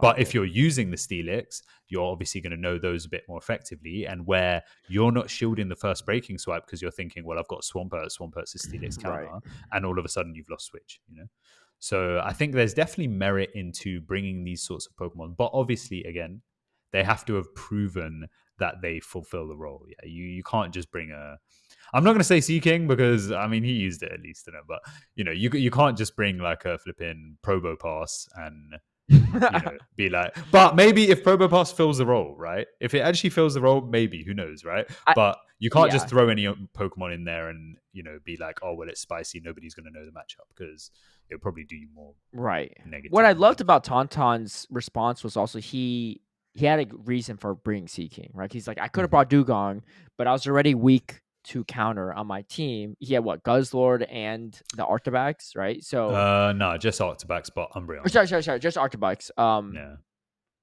Why did I think he had a Guzzlord? It was mainly the Umbreon, to be honest. The Arctobax, really, because everything else is like anti-medi with like Clefable, Gligar, DD. Guzzlord. Maybe he had Guzzlord at a previous tournament. I don't know.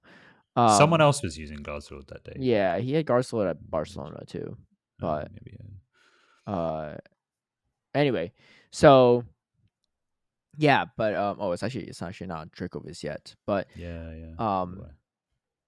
but yeah, he's willing to take the risk, right? Which is, I think, a huge part of it too. And when you're really good and you're willing to take the risk and learn the matchups, I think it could really go a long way. But let's not even keep talking about Tauntaun. Patamon, dude, that guy is consistent. Bro. 2-2-1 for regional performances. Like you don't miss on the grand finals when you're Patamon. And like Worlds as well. Did he? I know he didn't. He made top cut. He made top cut at Worlds, but he I think he lost to he got 17th at Worlds, which is still pretty good. But he made the top cut. Yeah, incredible record, to be honest. And like honestly, I don't think it was surprising. He was on such insane form last season. Just in general, right? So towards Worlds, he was like, winning GBLA. He was topping GBL quite consistently. Got first place. So it's not really surprising, but it is definitely nice to see him finally get a win. But also, bruv, that day 2 was so sick, man. It was so sick. You're talking about like gameplay or like the bracket? Yeah, or just what? gameplay wise, all the matches. There were so many matches where I was sitting there. I was like, "He's lost this." Yeah, to like it, not any player in particular, but I'm just like, they've lost this. Yeah, and then they go turn it around. I'm like, that is an insane win condition. Dude, Do I'm you know what I just mean? glad It's Arcus like, Aurelius was there because I just lived for his reactions. Man right. seems He like went he's through he a wears his roller heart on coaster his of reactions. sleeve, man. His heart's Yeah. on your sleeve too. You can see it all. Yeah. Yeah. Yeah, he was really going through it. Um, but yeah, it was really great to watch. And just looking at the diversity of picks as well. So, okay, first of all, like we were saying with Brisbane, Mhm. dragon types, and I'm going to put Steelix in the dragon type category just because. I mean, okay, maybe it's not really in the dragon type category because it's not exactly like it's breaking up like Lantern, Serperior, that sort of stuff. But it just seems with like all the breaking swipes that it's just beating these mons anyway. So Mhm. okay, I won't put it in that category. But Steelix was looking wild. Arctobax, like I said, looking wild. But Alolan Ninetales, I think that was obviously Pataman's a sick player anyway, right? But I think that was one of his key picks for this tournament, based on the fact that, like, I think if you look at a lot of teams from previous tournaments, everyone has been weak to Charm or like Alolan Yeah. Ninetales specifically. I think a lot of the top tier players just didn't build it themselves, but in the hands of Yeah, someone as talented as Patamon, he like exactly. fully Yeah, exposed the weaknesses of the lack of poison and steel on people's teams. right. And And dude, you know what? Also, he when had you the look two at his shield team, strats down. Dude, like you oh just see it coming and like, dude, like don't like they just gave up switch, they lost. Right. Like he yeah, was going because for switch he advantage also all hasn't weekend. like he hasn't got like a one thing I noticed. He didn't have like a hard check to Gligar, right?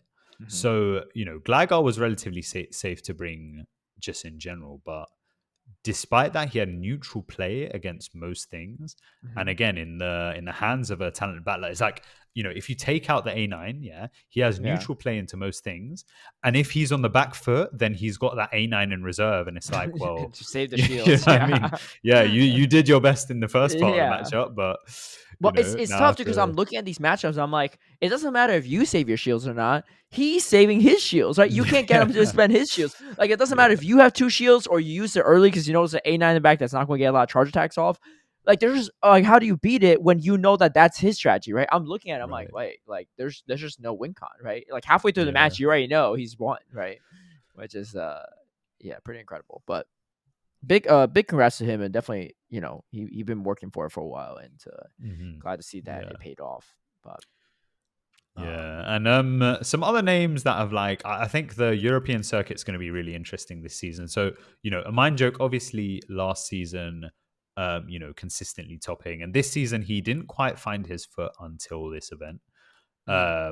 So I think the rest of the season may look quite good for him. You've got other big names who have, again in recent events haven't really performed. So Stone Collection's one of them. Nickname, I think, I don't have it like two hand, but I feel like, the last time Nickname performed well was also in, let me actually have a look. It was also in, like Poland, in Warsaw.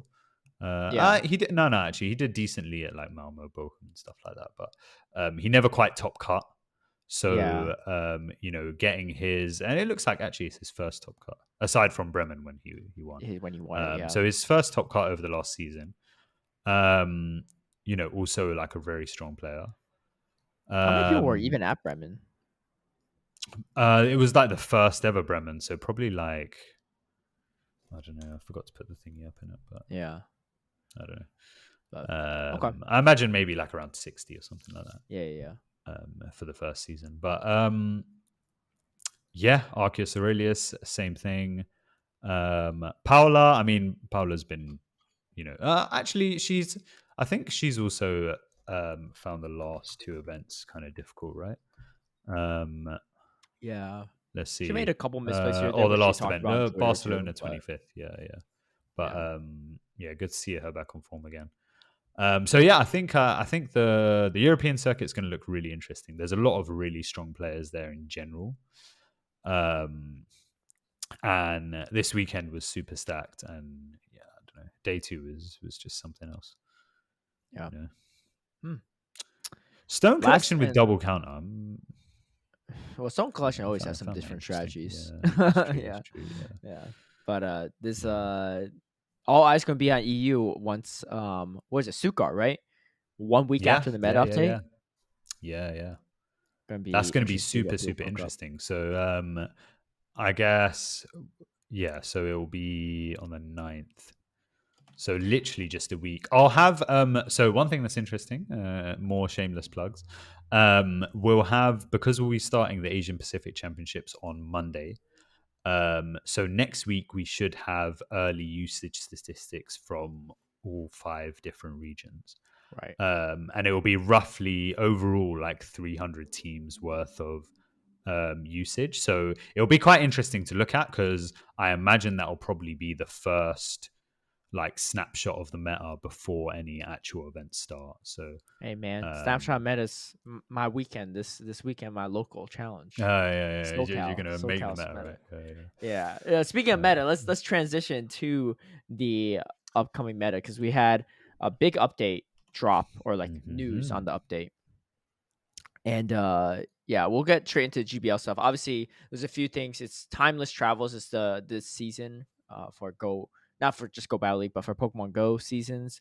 It's technically in Niantic's book season 13, but in actuality, it's season 17 of GBL. So call how it is, but in Niantic, why is there a thing? Is it because of the off? They changed like their reordering of the seasons. Yeah, I think like grouped some old GBL season, but this is technically the 13th GBL season. Right. It's just, but it based on their season. Oh, it's because it's got to be because of those seasons where there was no ELO, right?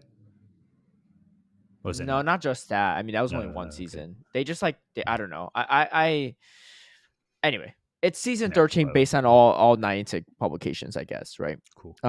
That being said, a bunch of different updates for sure. But we'll talk about obviously this goes live on December 1st. We'll talk about the updates in terms of the movesets. So we got Mud Slap, energy generation increase, probably by 1, maybe 2, if we're lucky. Fire Spin increases by 1 damage. Incinerate by 5 damage. Best fast attack in the game right now in terms of efficiency for energy and damage. Wild. Blaze Kick goes from 55 damage to 60. 5 damage increase. Breaking Swipe, chance to lower opposing Pokemon's attack is no longer guaranteed. So it's not 100%. My guess is it'll probably be around like 2/3 like Zap Cannon, or 50% like Octazooka. Zap Cannon as well, yeah. Yeah, or 50%. If it's anything lower than 50%, that's a big nerf to Breaking Swipe. Yeah, it really doesn't do that much damage. Yeah, probably just to curb the Steelix, because that's really the only thing that was like super annoying to play into. Iron Tail goes up for 1 damage, and also energy generation increases. My guess is that's probably 1 energy per Iron Tail, maybe 2. 2 seems to like a lot because they're already increasing the power on it, so probably the energy generation. I mean, doesn't 1 energy make it a ice shard clone? Maybe. I think. Oh no, Iron Tail's still not that great. Oh no, it's actually energy gain 6. Okay, that's terrible. Yeah, it's pretty bad. I don't think it's gonna be relevant. Seal Wing energy generation increases again, probably by 1, maybe 2. Astonish goes up 4 damage for the fast attack. Don't worry about it. That makes it a nice shard clone. It's not good though. It's so bad. No, but you know what? It's nice for certain ones, huh? For Ghost okay, when I say certain ones, I'm literally just thinking. You think about Driplim, Amoonguss, and Amoonguss is terrible though. Look at the so much bulk, bro. But it's a way worse Venusaur. You have nothing to hit it with, right? Yeah. Hey, when we do the Exploud challenge, you're gonna love the Astonish, right? I'm just saying. Shinotic gets Astonish. Don't even tell me. Don't even try. You bring it to a tournament then. You're Butters 2.0. Yeah, 3-0 Butters here. We got Bubble going up in damage by 1. I really like that. Yeah, this is the old Bubble, right? Bubble, old Bubble. So I think Zoomer will deserve that for a while, to be honest, because it's not like it's Do you know what I mean? It's not like it's dominating any particular meta. It's just making a bit. I like Pokemon like Azumarill and Medicham, and yeah, you can say, "Oh, Medicham's stale and tough," but the thing is, they're bulky Pokemon that don't hit very hard, which allows you to have so many neutral matchups and more play. Hard hitting Pokemon that are glassy or super bulky Pokemon that like also do damage are like too broken, right?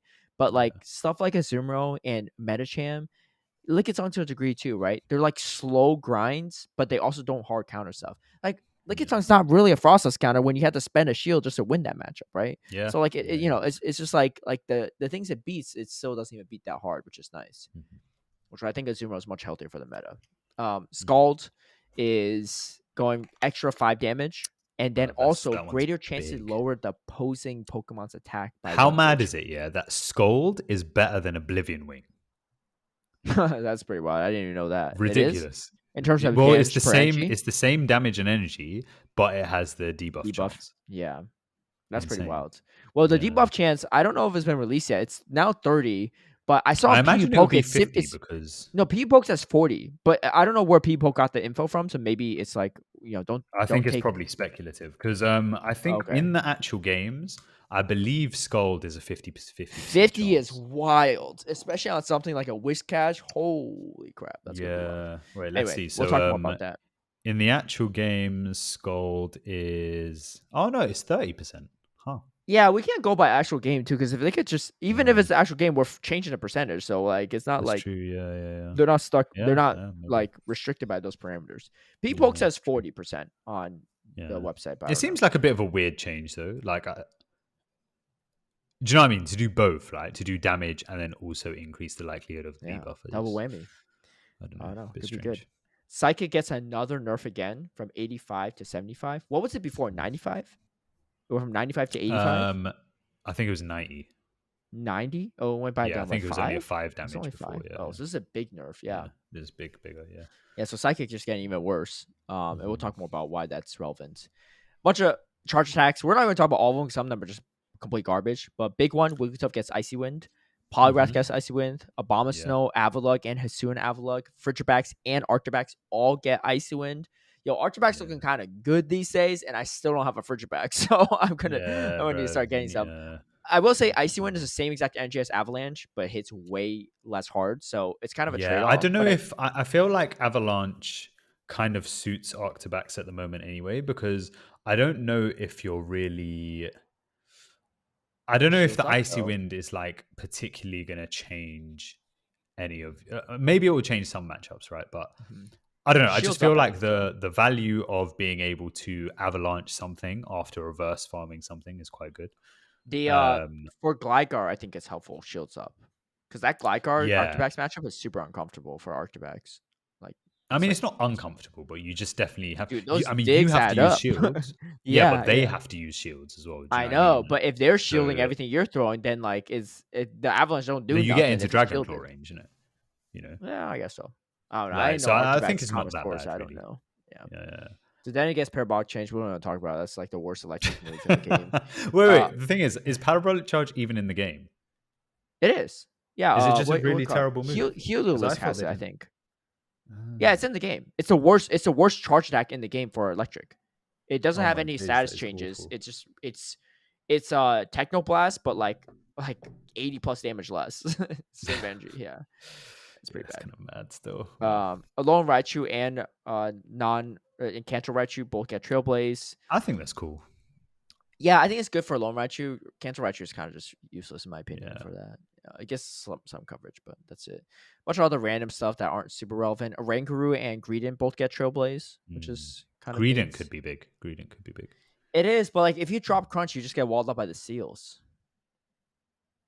I think it could give a water Pokemon pause, right? Because without Bullet Seed and you're running Mudshot, you lose to Swampert and the Mud Boys and some other waters. Yeah. So you lose some coverage there, but okay, maybe not in it, but like I think Trailblaze also needs to be a better move. It's like kind of okay, but it's not the best move. If I'm a bulky Pokemon like Greedent, non-stab, it's not going to hit that hard.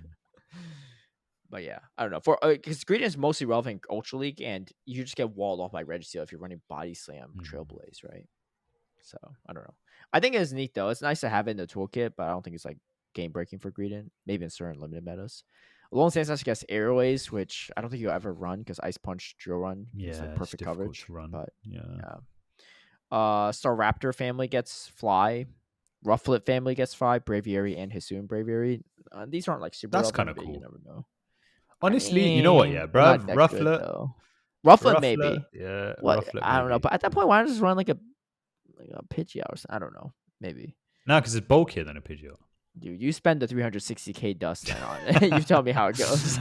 I will. You run that to veteran in our bet, right? In this upcoming season. You hit Legend with that Rufflet, right? You be the first one in the world to do it. Extra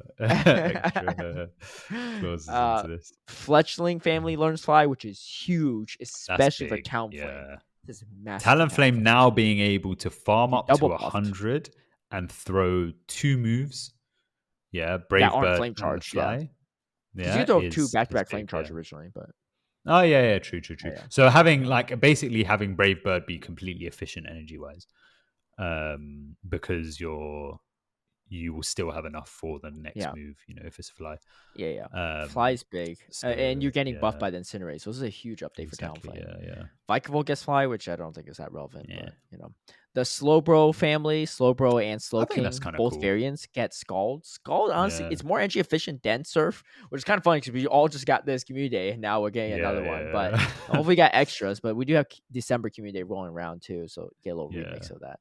Politoed gets Scald, which it's okay, but I don't think Politoed's can be super relevant. A bunch of other random stuff got Scald. Nothing super relevant besides maybe Ludicolo.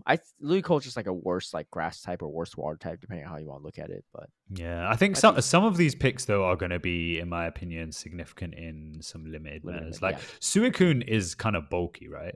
Yeah, so having Snarl, Scald, and Ice Beam is kind of cool.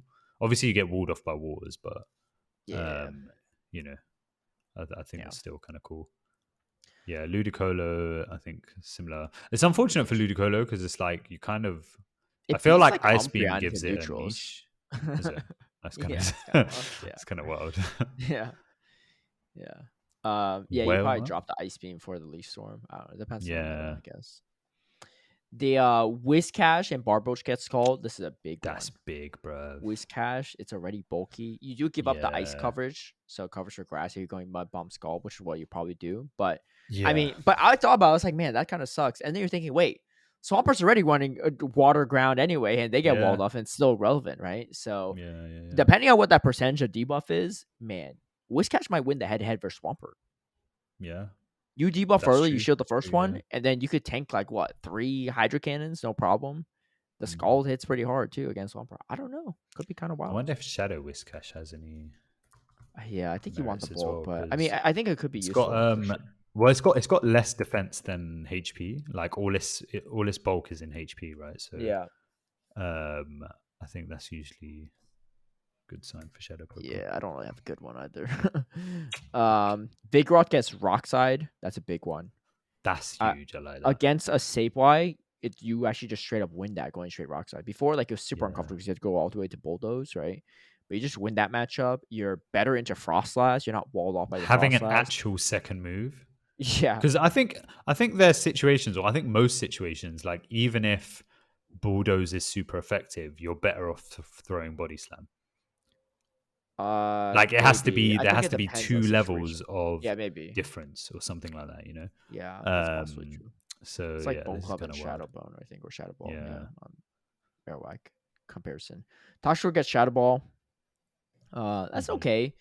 I don't think it makes Toshiro super OP because you had to give up something, right? And in a potential Azumarill matchup, Azumarill meta, giving up Sludge Bomb for Shadow Ball, you just end up losing that matchup, right? So I saw a really interesting comment. Yeah, what's up? I saw an interesting comment by Ace Trainer saying that you could potentially run Poison Jab Toxicroak. Poison Jab. So I think that's an interesting thing to Poison Jab Mud Bomb Shadow Ball. But do you even beat Registeel? I don't think so, right? I don't know. Maybe. I mean, I haven't looked at it, but I'm just that. You better be cooking Melbourne with that one. I'm not saying I'm going to use any of these. You can run Mud Shot with Toxicroak too if you want. You could just turn into a Mud Boy, Mud Shot, Mud Bomb, Shadow Ball. Okay, wait. Let's see. So Shadow Ball. Mudshot Toxic is super annoying. I played in one cup where they were like running it, and like I like safe swap my Toxapex into it. I'd be like, wait, like I'm getting outpaced super hard right now. And I just realized it's Mudshot instead of counter. Yeah. Yeah, you lose to Registeel. Yeah, no. A bunch of things get triple axle like Articuno, Delibird, Frostlass, Cryogonal, whatever. They're not really relevant. Triple axle on Frostlass might be. Dude, Delibird doesn't hit 1500. Frostlass might be interesting because triple axle allows you to beat the Dragonair, which shields up, whereas before you can't. But Avalanche is too good of a move to drop. Yeah. It's not I really think it's a similar case with like Frigibax, for example, or like Arctibax, where it's like, yeah, Avalanche is just too good. So I did a tier list of these changes, right? And I think I think my tier list is pretty solid. I have a YouTube video on it too if you want to check it out. But I put Clotsar at the top. And we are talking about this earlier when with Conky's comment and stuff, and this is where we're going to break it down. Wigglytuff 2 Shield Wigglytuff is crazy broken. There's only a few things that beat it in the meta, right? It's like a Talonflame, I think. I don't even know if Talonflame beats it or not, but like Registeel, Bastiodon, Clotsar, Alone Sandslash, and like Clotsar. That's it. Clotsar's like the best matchup for it too. Right. But you got Lantern is going nowhere, especially with the Talonflame buff. Like what? Yeah. And Talonflame buff 2 also makes Alone Sandslash hard to play, so you're probably going to run more people might be running Registeel soon as their Steel type. You can't not run Steel type, I feel like, in this upcoming meta, because Wigglytuff's going to be all over the place. And so, and also Registeel, I think, will pick up a usage because Azumarill got buffed, and that's one of the best Azumarill counters outside of Grass and Lantern. That's true, yeah. So, but that means Lantern, super relevant, Azumarill everywhere, Talonflame, Registeel. You know what beats Lantern? Clotsar. Unless you're running Water Gun, but you still play. Right? Clotsar, if you run Stone Edge, you can beat Talonflame. You got play into Medicham. So no one's running Psychic on Medicham anymore. I'm pretty convinced. It's so bad. Yeah, it looks like a really bad move now, unfortunately. I personally, I don't know what your take is on this, Anicor, but I personally don't like the Medicham change. I don't think it's necessary, personally. It's not even necessary. It's bad. I'm not even saying it's necessary. It's bad in my opinion. It's a bad change, in my opinion, because the damage reduction from this current season for Medicham was already fine, in my opinion, to curb it a little bit. But now you are forcing everyone running Medicham to only run the fighting moveset and Ice Punch. Power Punch or Dynamic Punch and Ice Punch. No one in the right mind is going to run Psychic. Also lose into Azumarill. Or you just don't have play in those matchups. Yeah, you don't have play in so many neutral matchups. You get walled in so many more situations, which means that Medicham becomes more RPS inherently. You run the fighting moveset, which means you're way strong to Lickitung, you're super strong to Umbreon, you're super strong to Registeel, but then you just completely get walled up by Azumarill. You're way worse than the Flyers, like Pelipper, Charizard, Talonflame. Ain't none of them are going to shield the Ice Punch, right? Yeah. Like the Psychic actually could change things. Frostlass too, right? If you could land a Psychic on Frostlass, you're able to potentially 2-shield count down. Frostlass ain't going to shield a Dynamic Punch, right? They're not going to shield a Power Punch. So it inherently it makes Medicham way more RPS, in my opinion, and that makes the meta more RPS because Medicham is still good. Yeah. They didn't nerf it to Oblivion. They just nerfed Psychic Medicham to Oblivion. And I was one of the first people that loved Dynamic Punch Medicham, but I don't think that making everyone run that moveset by default is a good thing for the meta. Yeah, I'm slightly. I don't want to say I'm slightly worried because the thing is, obviously, the meta hasn't even dropped yet. Oh, you should be worried. It's still early days. We got 2-shield Wigglytuff. We got Talonflame that has no play into Lantern. Lantern's still looking good. You got Serpure that has no play into Talonflame. You got that Air Punch Medicham. You got Azumarill that walls off some of these matchups. I don't want to think that's the case, though. I don't want to think that's the case because we've just come from a really, really we've just come from a really, really good meta, right? And obviously, that was my fear that we would be in a worse meta. And it's definitely looking at a lot of these changes, you can see that maybe it's slipping into a less healthier state. But at the same time, I think we're only focusing on the Pokemon that are kind of like either on this list or maybe that were meta in the past season, right? So it's a possibility because I haven't thought about it. I haven't dived into it or anything like that. But it's a possibility that maybe there are certain Pokemon that come up which may work to balance out the meta a little, so it's not complete hard alignment matchups. But I'm afraid that it might actually just be a bit more of an RPS meta. Yeah. And again, coming from the last meta, it's just such a shame because I think the last meta was super I know. Because now you got Registeel back, and then Lickitung just gets walled by Registeel. Yeah. And it's like even things like, okay, well, Toxicroak, but are you going to run Toxicroak when you'll get walled by like, you know, Mandibuzz or Gligar? I think you'll kind of get walled by Azumarill too if you're not running Sludge Bomb. Wigglytuff. Yeah, exactly. Yeah, the Toxicroak gets walled off by Mandibuzz. Yeah, if you're running Shadow Ball. Yeah. Like the Shadow Ball is like nice addition for Toxicroak, but it doesn't actually help it that much. Yeah. All right, this is my hot take. Dragons. Oh, go ahead. Well, yeah. I mean, yeah. The thing is, without Artifax gets walled up by Registeel. It gets walled off by Azumarill. Yeah. Right. It's not great to Wigglytuff. It's not going to do well to Diamond Punch Medicham. Yeah, it's not looking good, man.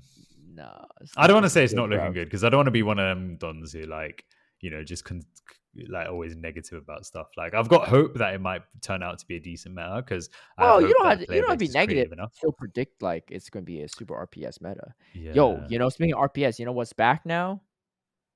Bastiodon. Your favorite Bastiodon, yeah. Bastiodon. Yeah, true. Think about the things that are top of the meta. Wigglytuff, walls it off. Talonflame, but would it be? I guess Lickitung is still relevant, beats that, right? Azumarill with Ice Beam Play Rough, you beat that with Bastion as well. Artifax, you wall that off too. Less Gligar, pretty good for Bastiodon. I mean, obviously, you're still going to lose against Clodsire and like Registeel. Is it better than Carbink in that sort of role? Well, it beats Carbink in the head-to-head, but I mean, yeah, Carbink is interesting, but Bastion's better into Superior, right? So Carbink, yeah, a little bit better into Medicham. I think Carbink actually isn't going to be as strong because, well, I mean, obviously Talonflame is going to be around, so yeah, Carbink might be strong there, but increased Clodsire usage really bad for Carbink because Clodsire is going to be really strong in this meta, right? So that's going to be super bad. Diamond Punch Medicham not great for it. Superior is probably not going anywhere. Registeel is picking up a usage. That's not good for it. The bubble increased damage might make that matchup against the Azumarill worse, even if they don't have Hydro Pump. And what was the other thing that I was gonna say? I feel like these things. Well, then Bastion's more relevant now too. Bastiodons as well, right? Wait, say again. All these things are negative for Bastiodon as well, though.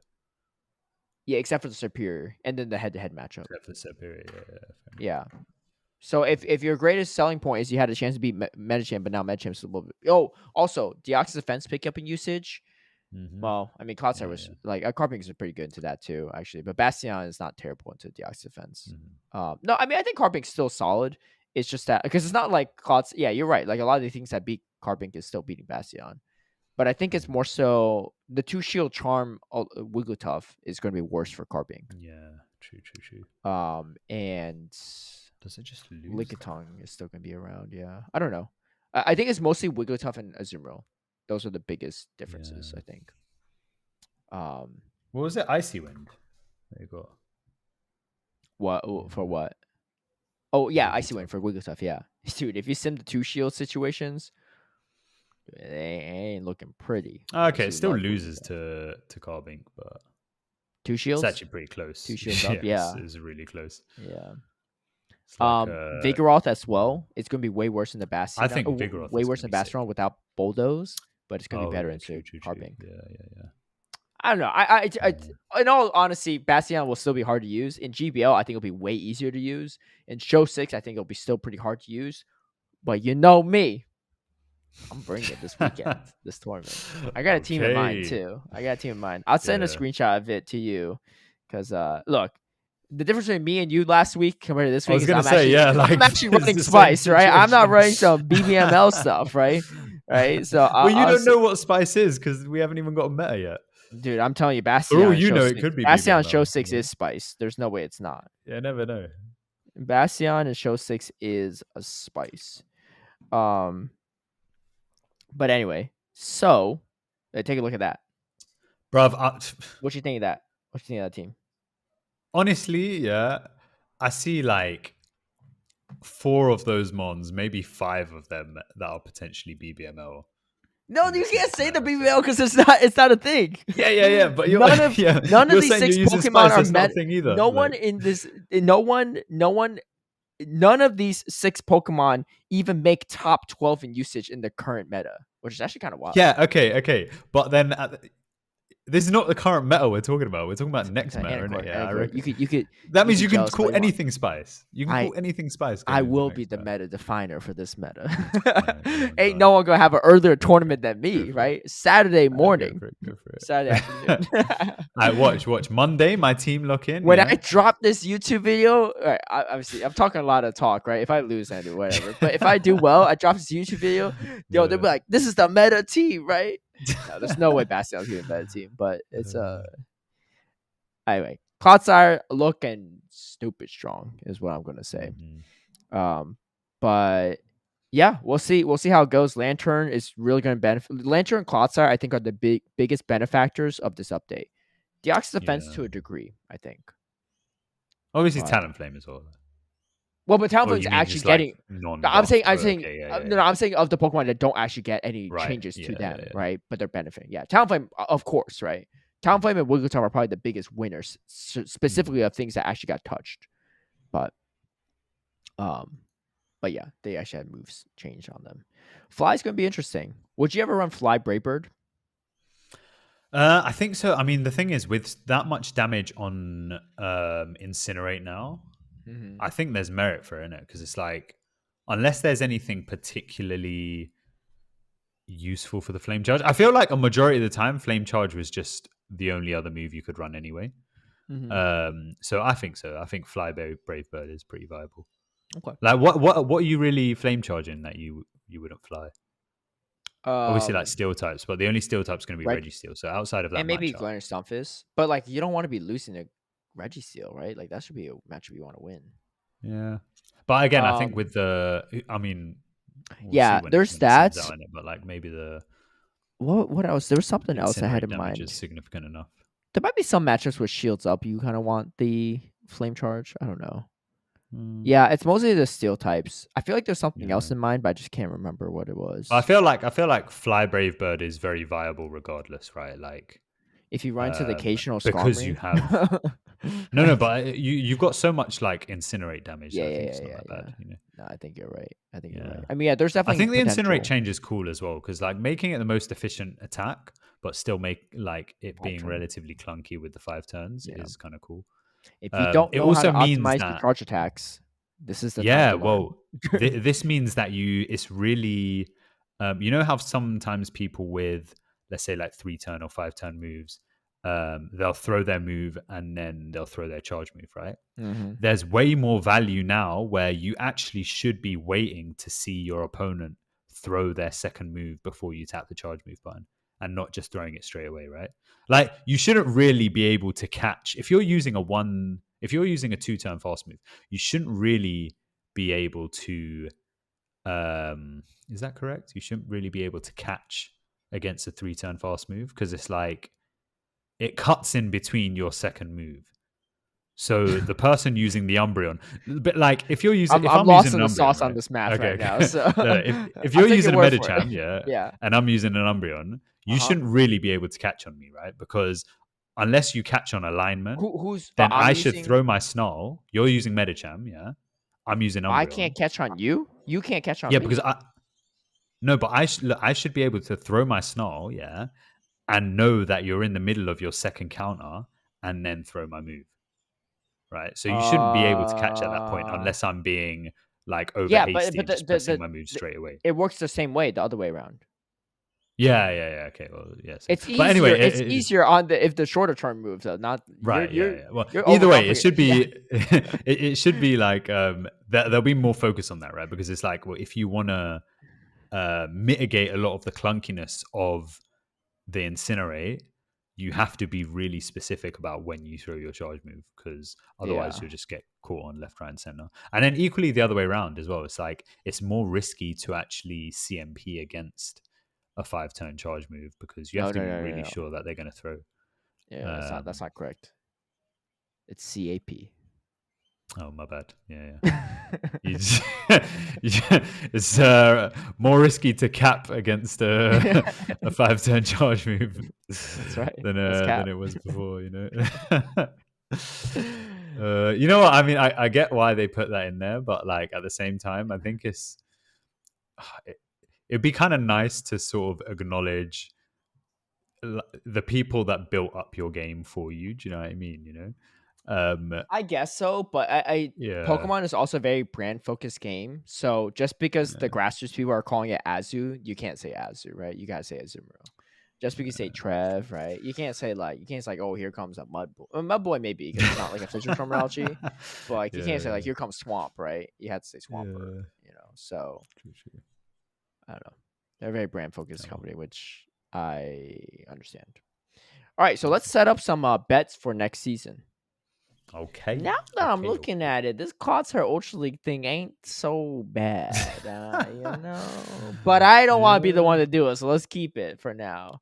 I will say I did lose to Clotshair in Ultra League, but I had to register locked into it. Yeah, I mean, what am I going to do with register? I still don't win it, right? Yeah, true. Yeah, but that was really the only time that they actually did anything with it. I thought it was an Nidoqueen coming in. So, all right, next season, first to veteran. Every week. Yeah.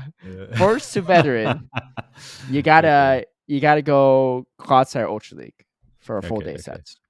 Cool. Right. I think I have another idea too. This is not really like a bet thing, but I think during the holiday season, right? Maybe like, you know, Christmas holidays, whatever, New Year's, whatever. Oh, we use Delibird. No.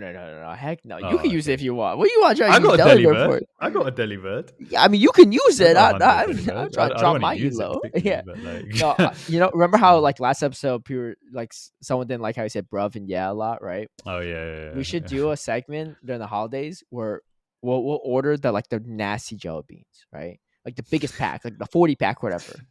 And every time you say bruv, you gotta pop one in your mouth mid recording. All right, go on. All right, you gotta swallow. You can't have no vomit thing next to you, right? Yeah. And then I'll do the same. Run it. But you need to come up with a word for me that I can't say. I don't know what I. Give me a week. Give me a week. I'll give you a week. No, we're not doing this next week. Yeah, it'll be like towards the end of December, right? But that was just like an idea I had. So, bruv is yours. That is easy. Unless you want to do yeah, but I feel like yeah is even harder. Yeah, it's pretty hard. Yeah, because you can use that in like, do you know what I mean? No, but it would be as it would be as a filler, not when you're actually saying yeah to acknowledge. But then you have to. Yeah, bruv is an easy one. There's no reason for you to say bruv, right? That's not a required word in the English language. I mean, you know what? I'm trying to emphasize how close everyone is to me, you know? It doesn't seem like anyone's that close because you're saying bruv for everyone. It seems like no one's close. That just means you got no brethren. Yeah, okay, I think that's good. All right, so what do you want to do for the legend one, right? So obviously, whoever's behind slacking on legend bet every week, you dress up as a clown and get progressively worse, right? But so you better hit it with the local party city, right? But what should the actual loser do though? What was it last time? Oh, last time you had the hot chip, innit? Yeah, it was a hot chip. Yeah. I don't know. Do you know what? Yeah. Let's put this down to the comments for this week. See what the suggestions are. It's not going to be for another month anyway. Do you know what I mean? Yeah. Okay. All right. Drop the suggestions below for what the loser. No, drop the suggestions. It has to be something you could do on the podcast. None of this like run a 5K, 10K stuff that RC Cole always recommends. Like, I get it. You love to run. You want to see us struggle too, but like, it's not great for the podcast content. I'm not gonna run around with my laptop, right? Like hotspotting it to record for like 2 hours straight. You just got to go with like a selfie stick and and your phone. You know, I thought it was something pretty extreme, but I don't think I want to do it. Like an eyebrow shave would be a little too much. I feel like, dude, imagine I don't know. That's pretty in at the moment, you know. No, like full on shave. Mainly with girls, but huh? Yeah. Dude, imagine me on like at a future tournament commentating with no eyebrows, dude. I'm gonna look like Lex Luthor. You can draw them on. You can draw them back on. Look like Lex Luthor. Chinese version. I'm Lex Luthor.